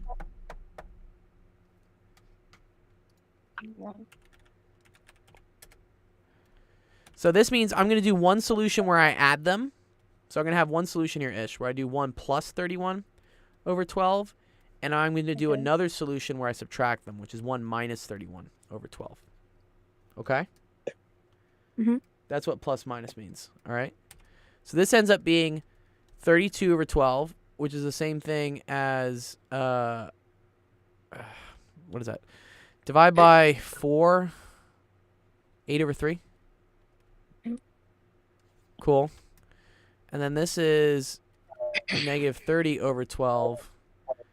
Divide by 6. That's -5/2. Cool. All right, so these are your two answers: 8/3 and -5/2. Does that make more sense, Ish? Yeah. Good. Yeah. Good concepts there to remember. Pythagorean theorem is a big one, and then all the squares, the negatives and stuff.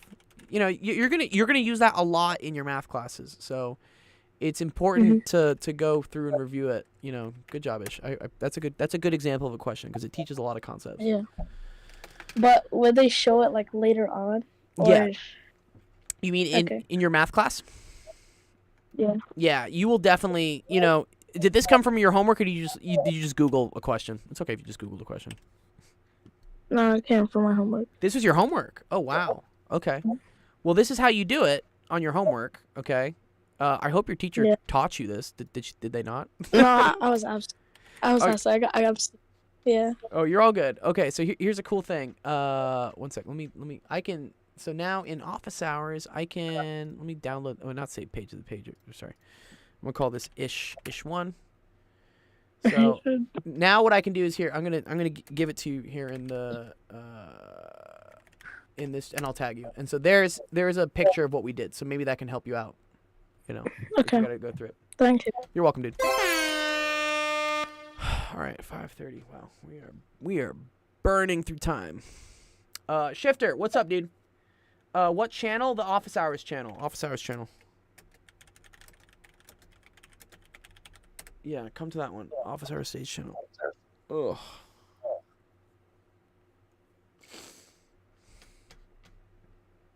Mojito did ask a question. That's a good one, Mojito. I appreciate that, dude. Yeah. Okay. Yeah. This works. Okay. All good. You're good here. I mean, you can do it in. Yeah. We also have a stage. Yeah. Okay. This one. Yeah. Yeah. This one. Yeah. You go. This one. Good. Okay. All right. Let's see. Kamari is reading a novel for his English class. For the first 10 days, he records the number of pages he reads, and his data is shown below. That's a decent amount of pages. Kamari's reading a decent amount. Okay. What is the mean number of pages? That's good. Z-Tip says, oh no, what's up? Oh no, dude. How do I figure this out? How do I figure out what the mean is? How do I figure the mean, Shifter?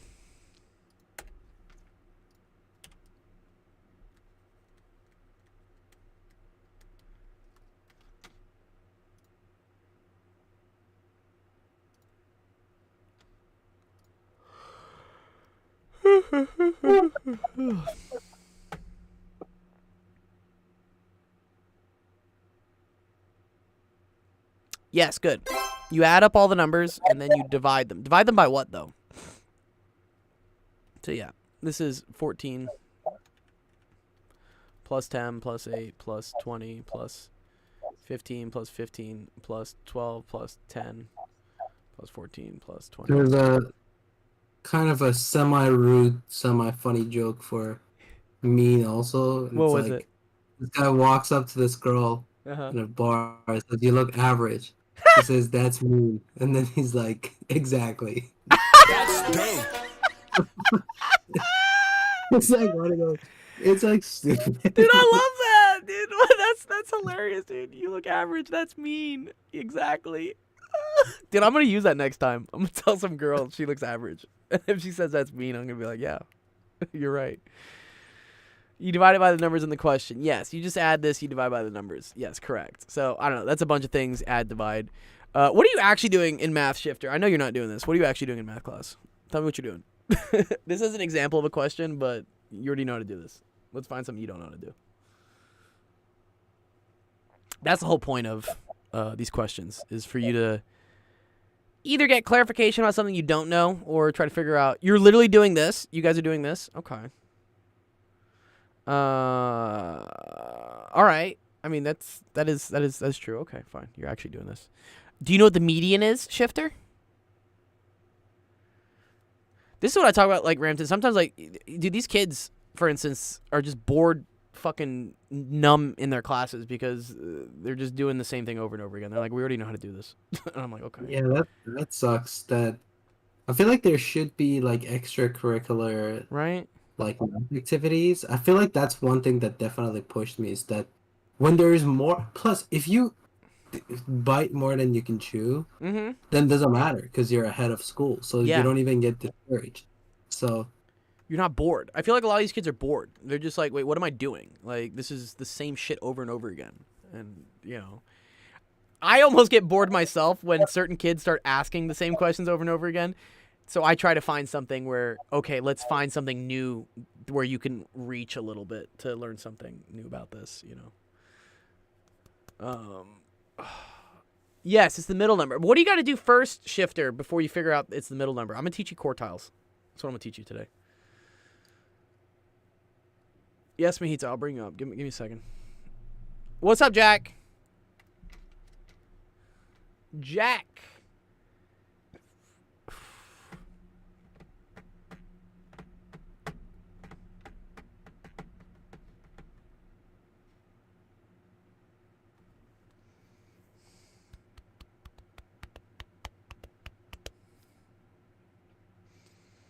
I don't think I learned it, but I may have forgot. That's okay. All right, so in order to find the median, what you need to do first here is you need to organize these numbers in ascending order, okay? So we need to order them, okay? So that's going to be 8, 10. Yeah, what's up? Oh, Jack, I'll say hi to Jack. Jack, what's up, dude? 8, then we got a 10. We got another 10, right? 10, 10. Yeah, right? Then 12. Good. Okay. And then, okay, then there's a 14. Yeah. And then there is... Hi. What's up, Jack? How's it going, man? Somebody put something red on my mic and I couldn't talk. Oh, no. Is that your brother? Your brother put something red on your mic? No, like on Discord. Oh, I don't know. Someone muted you? Oh, well, yeah, always just send me a DM. Yeah. Send me a DM. I can make sure you're not muted. It's No, okay. but, like, Sometimes the mods do things that I gotta figure out. You want to play some I war? can You want learn you? something. Yeah, you can. We're gonna play Warzone in a bit. Did you want to play Warzone with us? Oh man. Oh, you like Fortnite, right? You like Fortnite. I can't play today. It's okay. It's okay. It's all good. Here, let me finish this question with this student. I got one other student, and then actually I have like two other students. And then Shifter says he'll play Warzone. Okay, all right, Shifter, we'll get to it. So here, Jack, let me get through this question real quick, and I'll see if I'm still around. If not, come by Friday, dude. We play Roblox on Fridays. Cool. I don't like Roblox. Okay. We'll play Fortnite next Monday. I don't have school next week. That's good. Well, you can play all the video games with us all week, and you can also learn stuff. I also like. I can teach you ratios and stuff. You like ratios, right? I already know my ratios. Oh, that's good. I already know everything in math. You know everything in math. Not everything. Yeah, I guarantee you, there's a little bit more you can learn. I like the confidence. Yeah, Jack is a confident man. I know stuff in 6th grade. I already have A's. That's good, dude. Nice, dude. Yeah, well, we can always show you like new stuff that you would be learning in 7th grade, so that like you know it before you get into it. Wouldn't that be cool? But I don't want to learn 7th grade. Oh, it's okay. You know, what if you got like some V-Bucks for learning some 7th grade stuff? Oh, I would take some V-Bucks. He says I would take some V-Bucks. See, do you see Ramton? Do you see how this works? They're like, I don't want to learn 7th grade. Oh, but if I gave you an $8 gift card in Fortnite, would you learn it? And they're like, oh yeah, I would. Honestly, this is way easier than I thought, and it's kind of like disheartening to see that this is not already in school. Like, it's such an easy thing to get kids engaged. Yeah. I feel like Yeah. they're gonna be like, Wait, I have a question. What's your question, Jack? anybody want to play Fortnite with me? Yeah. So well, let's see. Let me finish these questions, and then I gotta play at least one Warzone game with Shifter, and then I can ping you if we want to play some Fortnite. Cool. Today? Yeah, today we might play some today. Yeah, I gotta get through these questions though first. Let's go! Let's go. That's dope. Okay, let me finish this question, Jack. I'll talk to you. I'll talk to you a bit. Okay, I'm gonna move you to the audience real quick. Okay, I'll mute myself. All right, you don't just mute have yourself. to put- I appreciate that, Jack. You You're don't good. have to put that red thing on. I'm not gonna put the red thing on it. You know what to do. You're good. All right. All right, Shifter. So if we gotta find the middle number here, the median, what you end up doing is you go like from the left in this direction, and then you go from the right in this direction. So I'm gonna go cross, cross, cross, cross, cross, cross, cross, cross. Median is gonna be 14. Okay. This is another cool number. They end up calling this also, I believe, Q2. This is the second quartile, is what we call it. Okay. Have you ever seen like Q1, Q2, Q3, Q4, or like the top 25, top 50, top 75, like whatever percentiles? That's where this all comes from. If you want to find Q1, man, this is where I forget if you start here, if you start here. I think you start here. I think this is 0. So it's like cross, cross, cross, cross. Okay, cool. Q1 is equal to 10. And then here it's and then okay, so Q3 is equal to 17.5. I believe that's how that works. I always forget if it's like off by 1 or whatnot, but something like that. Good job, Shifter.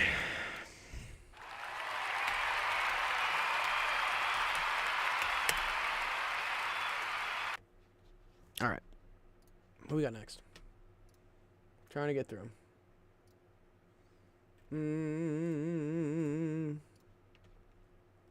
Oh, okay.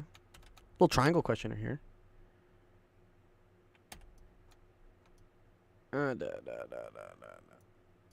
All right. Let's see. Ethan, what's up? You here? What's up, Ethan? Ethan around? Looking for Ethan. If not, I'll take Habib. And then I think Mojito has his up. That's a good one. Habib, what's up? You want to do your question real quick? Yeah. I'm gonna step off, but Yeah, you're then good, right, I Tim. wanted to message you in case in terms of we want to do the office hours tomorrow with me if we want to Yeah. do like a takeover. Yeah, for Because- sure. Yeah, I'll make the announcement about it. If you want to stream Yeah. it on... Have you ever streamed on Twitch? No, that's the thing is like I want to like figure some stuff out. Like maybe we'll do like a last minute thing like tomorrow morning or tomorrow after like noon. Mm-hmm. Because I want to make sure like I can figure out the stuff tonight or something. Okay. And then if I can, then You can also just do I it. You can like, do it on... So it's no pressure, right, for you to just do it on Discord. That's like super easy.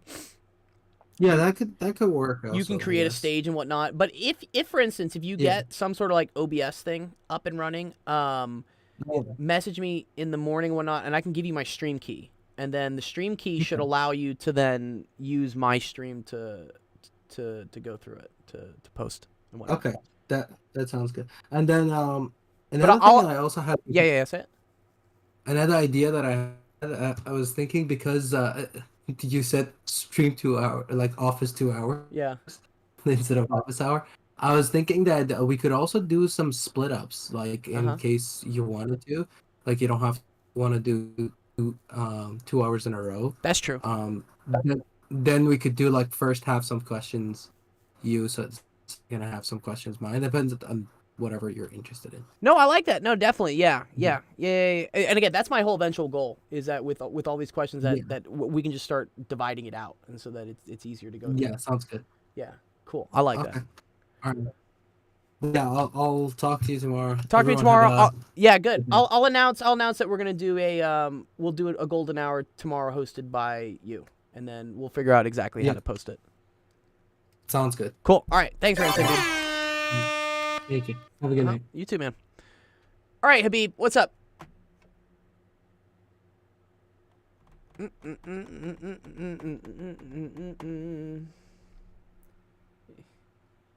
don't know how to solve. Okay, that's all right. It says f of x is equal to 2x squared plus 4 for all real numbers x. Which of the following is equal to f of 3 plus f of 5? Okay. Oh, whoopsies. Okay. One sec. I zoomed way out.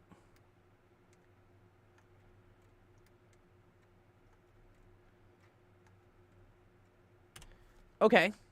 Do you just plug it in? Yeah. Yeah. Right? So f of 3 is just plugging in 3 for everywhere you see x. So this is just 2 times 3 squared plus 4. Right? Yeah, good. So that's going to end up being 3 squared is 9, so this is going to be 18 plus 4, which is equal to 22. Okay, that's f of 3. And then f of 4, right? Or f of 5, sorry, is 2 times 5 squared plus 4. So that's going to equal to 54, all right? So then adding those together, right, we get f of 3 plus f of 5 is equal to 76. Good, very good. So I need to know which one of these is 76. All right. I'm just going to randomly guess and say it's this one. So let's check. So f of 6, right, is equal to 2 times 6 squared plus 4. 6 squared is 36, so we got 2 times 36 plus 4. So that's equal to 72 plus 4, which is equal to 76, which, oh, lo and behold, dude, that's what it was. Good job, us. Gold big brain. Yeah, no, I guess the right one. I'm trying to think, is there a way to know that, like, just right off the bat? I wonder. So, yeah. Yeah, no, it's just that. Yeah, I don't know. I don't know if there's a way to do it easy. Yeah, just the way we did is okay. I was trying to see if there's a more empirical way to do it. All good. Nice. Good job, Habib. Habib getting those questions. Dude, you're getting closer, dude. You're getting closer to the next tier. Look at you. 51. Wow. What's up, Hikaru? What's up, Ethan? Let's do your question. I'm getting really tired. 10 away. Yeah, nice. Love it. Okay. Sorry, I just tried to do a voice chat, but I think I. What were you gonna say? I wanted to do a voice chat, but instead I'll do a mic one instead. What's a mic one? I mean, like, I wanted to do a voice chat to answer the question, but I changed my mind and did a mic. Okay. All right, okay. All right. In triangle PQR. Here, let me say hi. What was it? Mahito, what's up, dude? We're doing your question next. What's up? Well, I invited you to speak. Okay. All right. In triangle PQR, S is a point on QR such that QS is equal to SP, which is equal to PR. Okay. And QPS is equal to 20 degrees. What is the size of angle PRS? Okay. So here's the important thing here, Ethan. Angle PRS, which angle is that?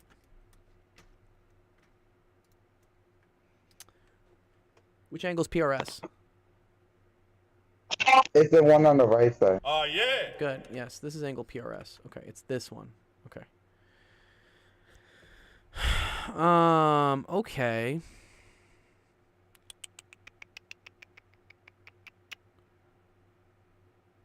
Interesting.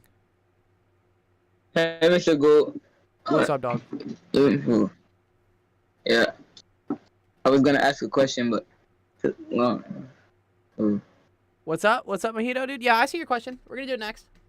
I have to do them in like the order Yeah. they get posted. Yours is next up. I like that you wrote something. This is cool. Here, I'll paste it in while I try to figure this one out real quick. Dun, dun, dun, dun, dun, dun, dun, dun, dun, dun, dun. Almost up to 2 hours on today's stream. Wow. Lots of questions today. Let's see if this one wants to post. Taking a while.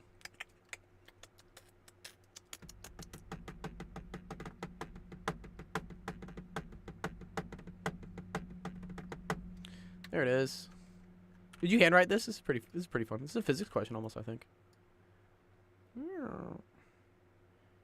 Oh, I like that. That's a good question. Yeah, Vito. because Was this a I had question? it. Yeah? So Say it again, Mahito. Was this in your math Yeah. class? You had to do this one? yeah. My teacher gave me that question. Sick. Here, let me do yours real quick, and then because this one will be really easy. Yeah. Yeah, let me do it real quick. This is easy. All right. 15-foot ladder. Today. Okay. Yeah. That's learning. Here, let's see. Leans up against a building on the foot. The foot of the ladder is 5 feet from the base. This is a good one. Okay. Okay, let's see. All right, so if this, for instance, let me see it. If this is the wall, right? This is the floor. And we know that the ladder has a length of 15 feet, Mahito, right? So that means this length is going to be 15. All right. When they talk about the building is 5 feet from the foot of the ladder, where's that 5 feet on this diagram? What location is it? Wait, the building is 5 feet. Like the bottom, like the foot to the base of the building. Yeah, good. Like so this to here, right here, this is 5, right? Okay. And then they're asking you, what is this? How high up the wall it is, okay? So if we look at this, Mahito, do you see how this makes a triangle? See how this makes a triangle? Yeah. And even more importantly, this That's is it's a right triangle. right angle triangle. Wait. Good. Yes, right angle triangle. Very good, Mahito. Yeah. And we're trying to figure out this. How do I figure out what this is?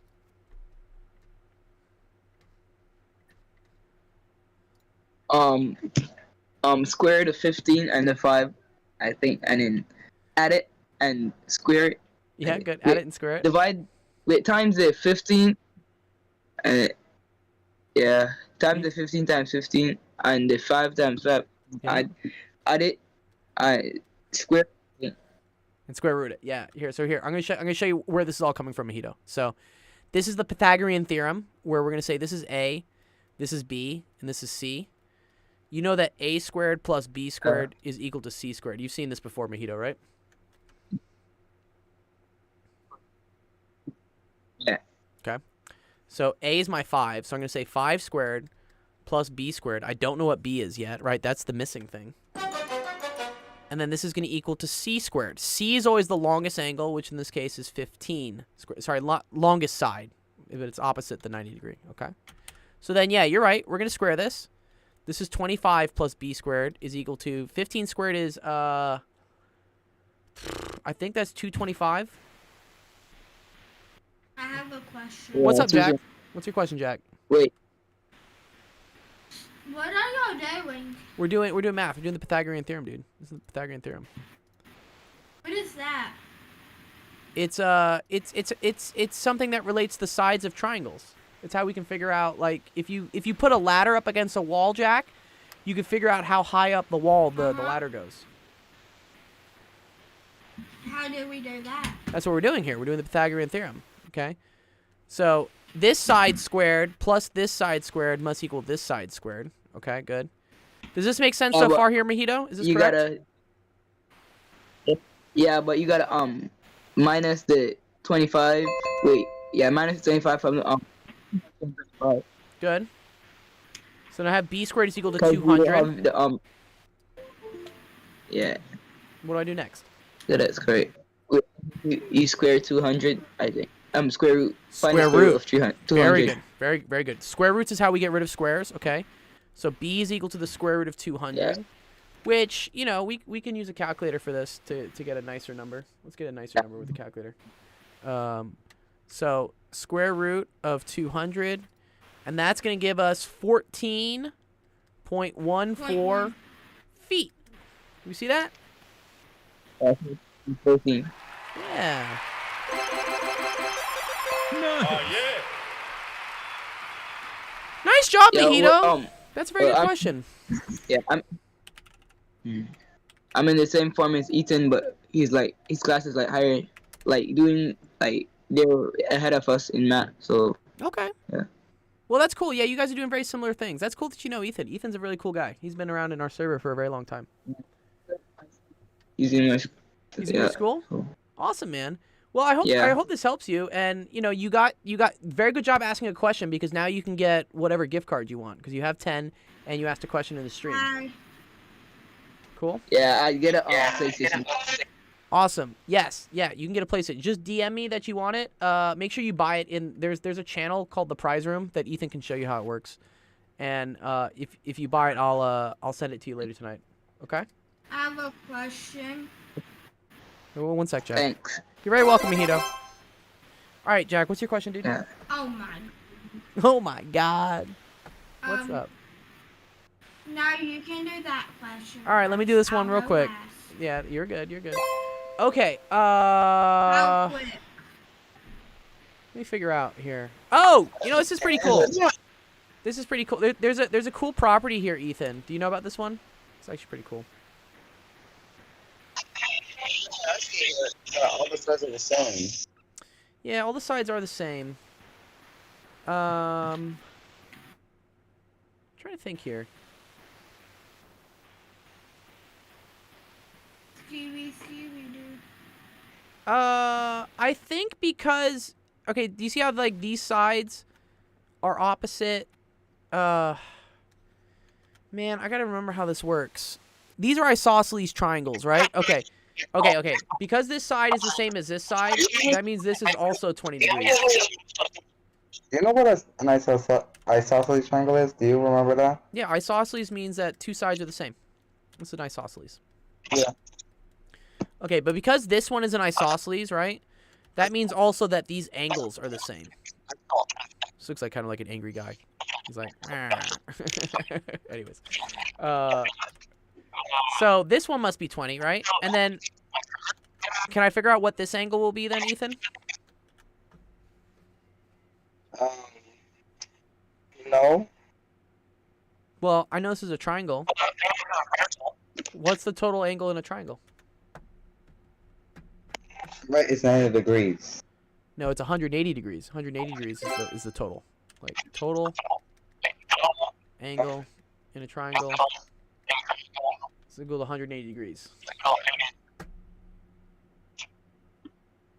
Okay? Alright. So, if I know this one is 20, and I know this one is 20, how much is this one?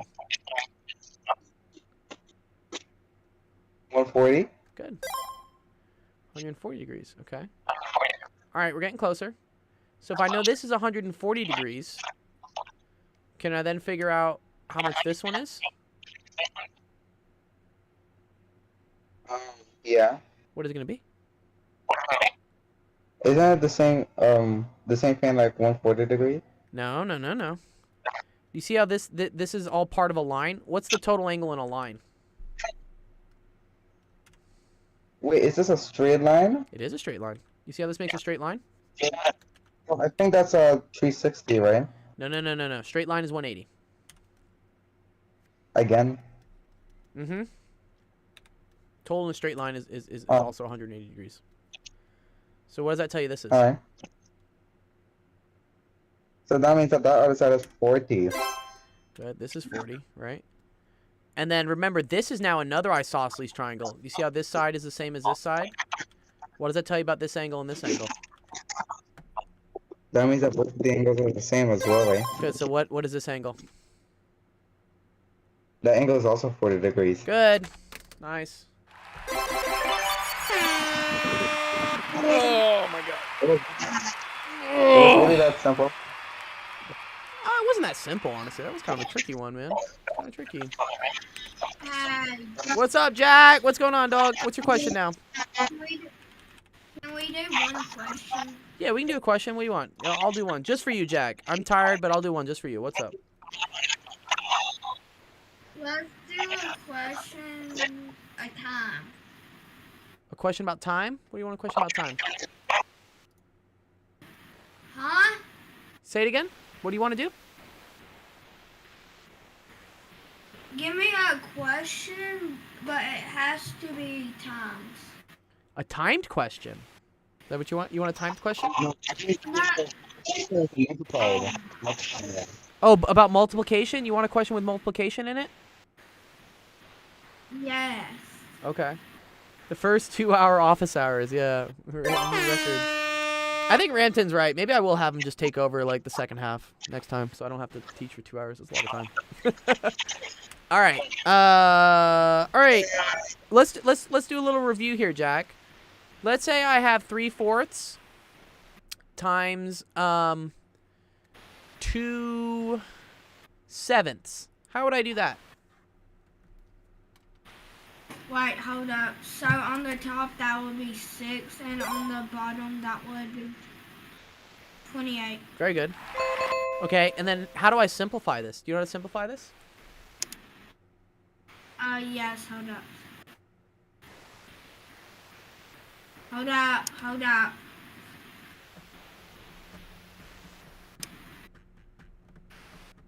Hi. You got it. Something went happen. Uh-huh. It can't go into it. Yeah. 6 can't go into 28, but is there a number that can go into both of these things? What number can go into 6 but can yeah. also go into 28? What number can go in? 3. Can 3 go into 28? Wait, 3, 6, 9, 12, 15, 18, 21, 24.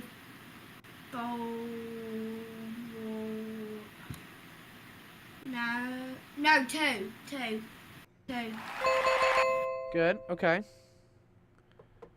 And after that, you would put 2 on top. Would you put 2 on top and No. on the bottom You're going to divide the top by 2 and you're going to divide the bottom by 2. On the bottom, no, on the bottom will be 14 and on the top will be 3. Nice job, Jack. Very good job, dude. Yeah. Can we do one more, please? It's a little bit over time. Can I do one next time with you? Sorry, we've already been streaming for 2 hours.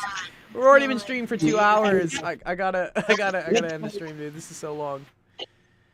Doctor, you need to tell me that you said it's a little bit of time when it's twice the amount of what you will go for. I know, yeah. I've been teaching for 2 hours. It's a lot of time. I don't know. Maybe I gotta put a limit on things at some point. Anyways, all right, cool. Thank you, everyone, for coming to office hours. Super cool. I enjoy all the questions with you guys. For those that found us on, thank you, Daddy Gold. You're welcome, dude. No, I enjoy helping you guys. Just, you know, maybe we'll start adding more days or more times, or I'll have Ramton do part of it, honestly. All right, I promise I'll play at least one game of Warzone with you guys. Play at least one. Let me raid the channel. Sorry, fuck, so many things. 1 second. But nothing. But what, Jack? Jack, what's up, Jack? What's up, Jack? I thought you said after one game you was gonna play Fortnite. If someone switches the game, I might play Fortnite. Let me see. Maybe I will. Maybe this Warzone game will go really quickly, and I'll play a Fortnite game with you guys too. Let me see. Somebody, please. Yeah. Ethan likes to play. Warzone. Ethan likes to play Fortnite. He's very good at Fortnite. Who's Ethan? He's you know Ethan. He's in our stream. He's Extreme Water. Extreme Water is him on Fortnite. Ask him can we play. Here we go. All right, cool. All right, thanks. Okay, I won't be streaming on Friday because I'm gonna be at my sister's law school graduation. But tomorrow we will still have the golden hour. Rampton's gonna take over. I'll let you know if it's gonna be on Twitch. It'll definitely be on Discord. But if you guys want to still hang out, play some video games with us, come on by to Actual Gaming. If you're on the Twitch, you'll get transferred right now. Rating. If you're on TikTok, good seeing you guys. I will see you guys later. Let me end that one. Will Valentine host the thing? Hey, Ethan. Let me end Yeah. Prism. Ethan. You want to play Fortnite?